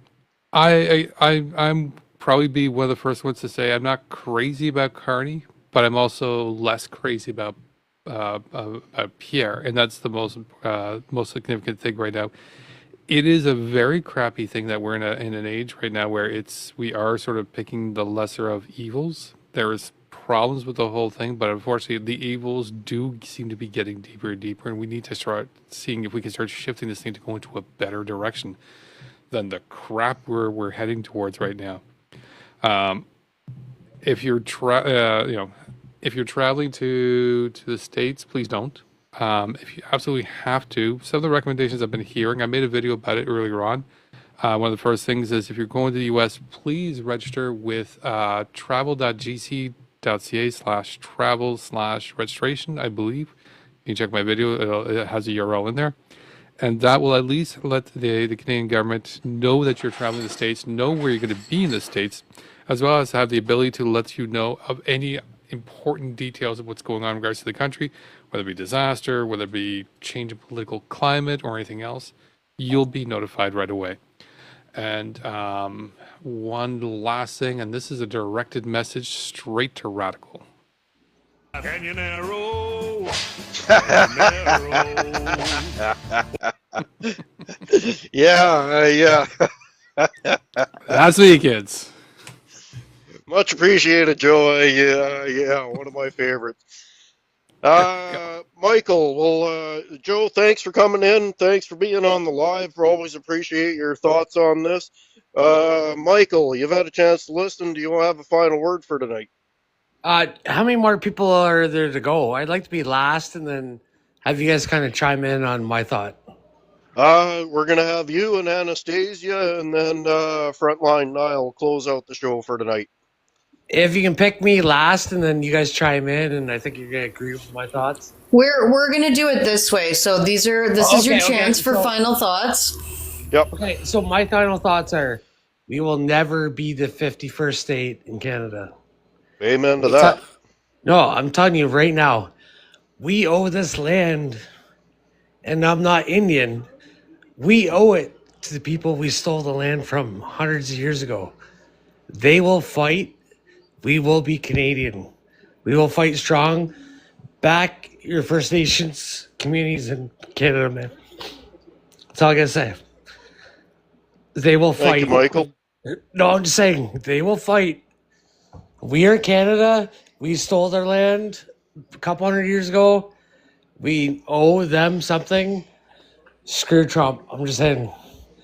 Respect the First Nations, and every child matters. Yes. That's good. Right on. Thank you, Michael.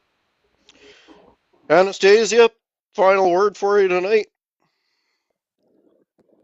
Oh, I swear you guys just like me because you like my accent. It's only 50%.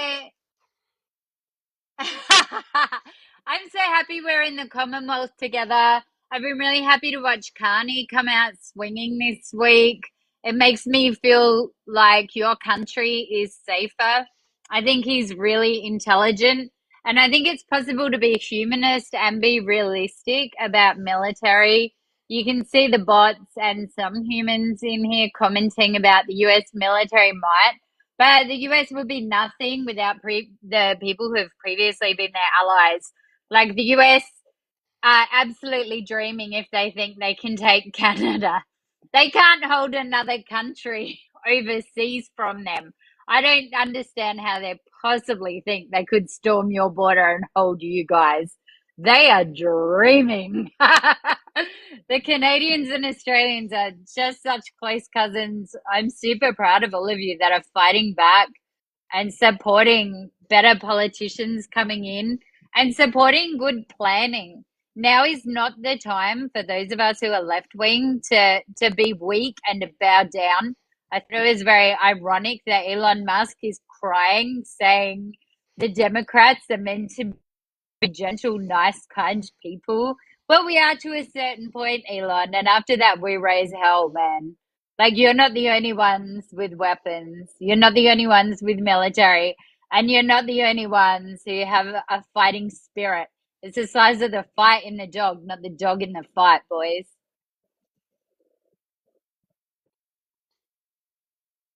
It is absolutely a pleasure to have you on here, Anastasia. So thanks so much. Uh, I want to thank the whole panel here. Uh, the only thing I kind of have to fill in, and then Frontline, I'll have you close out the show. But the only thing I want to say is I would like to nominate Charlie Angus as the new Great One. I think Gretzky has lost that title. I think he has deservedly lost that title. I think he has purposely lost that title. And if we have to supplant somebody as the great one, I vote Charlie Angus. That's all I got to say. I gotta say, I agree. Charlie Angus is the great one. I freaking love that man so much. I so wish that I could have voted for him. I wish I could have voted for him in the federal election, but it is what it is. He is doing the best work I've seen any politician do for this country, to be honest. He's an activist. He says it like it is. He doesn't bullshit. He's all about just being honest and speaking on a level that can connect with the regular Canadian citizen. And I love him for it. But to close out tonight, really important, guys, we're going to hear conservatives. They're loud. We're going to hear them go off a lot and say all kinds of conspiracy theories and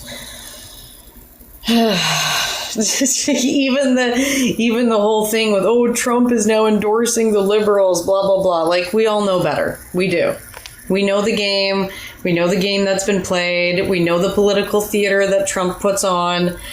We know the political theater that Piers tries to put on and is super bad at it. So in knowing that, just try to ignore it. You know the truth. You know what's up. Keep doing your research. Keep figuring out what's going on in that fascist state down below us. Keep your eyes on the prize. And super important to anybody that's still listening right now, our ridings in Canada, about 70% of them have changed.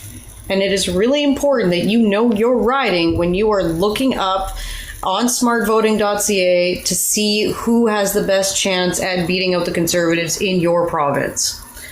So look up the new riding. When you go on Elections Canada and you search up your ridings, you'll actually see two buttons. And one of them will say, riding for the general 2025 election. Click that one. Figure out what the name of the riding is. Then go to smartvoting.ca, put that in there, and check out your riding. Because, like, my riding changed. And my riding used to look different. But now it's got this whole part of a different city that was never involved before now in my riding. And that changed it completely.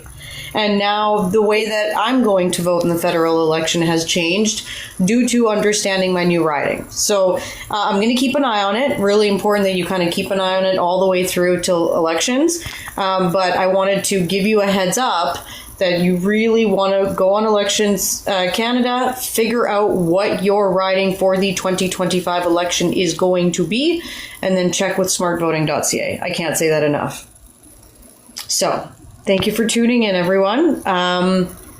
We do have shows every single week, every single day, every single evening. If you want to figure out what they are, just go to our profile, and in that profile, you will be able to see a pinned video that can tell you all the different shows. If you want to be part of our Discord server, we have a link in our link tree on how to get into our Discord server as well.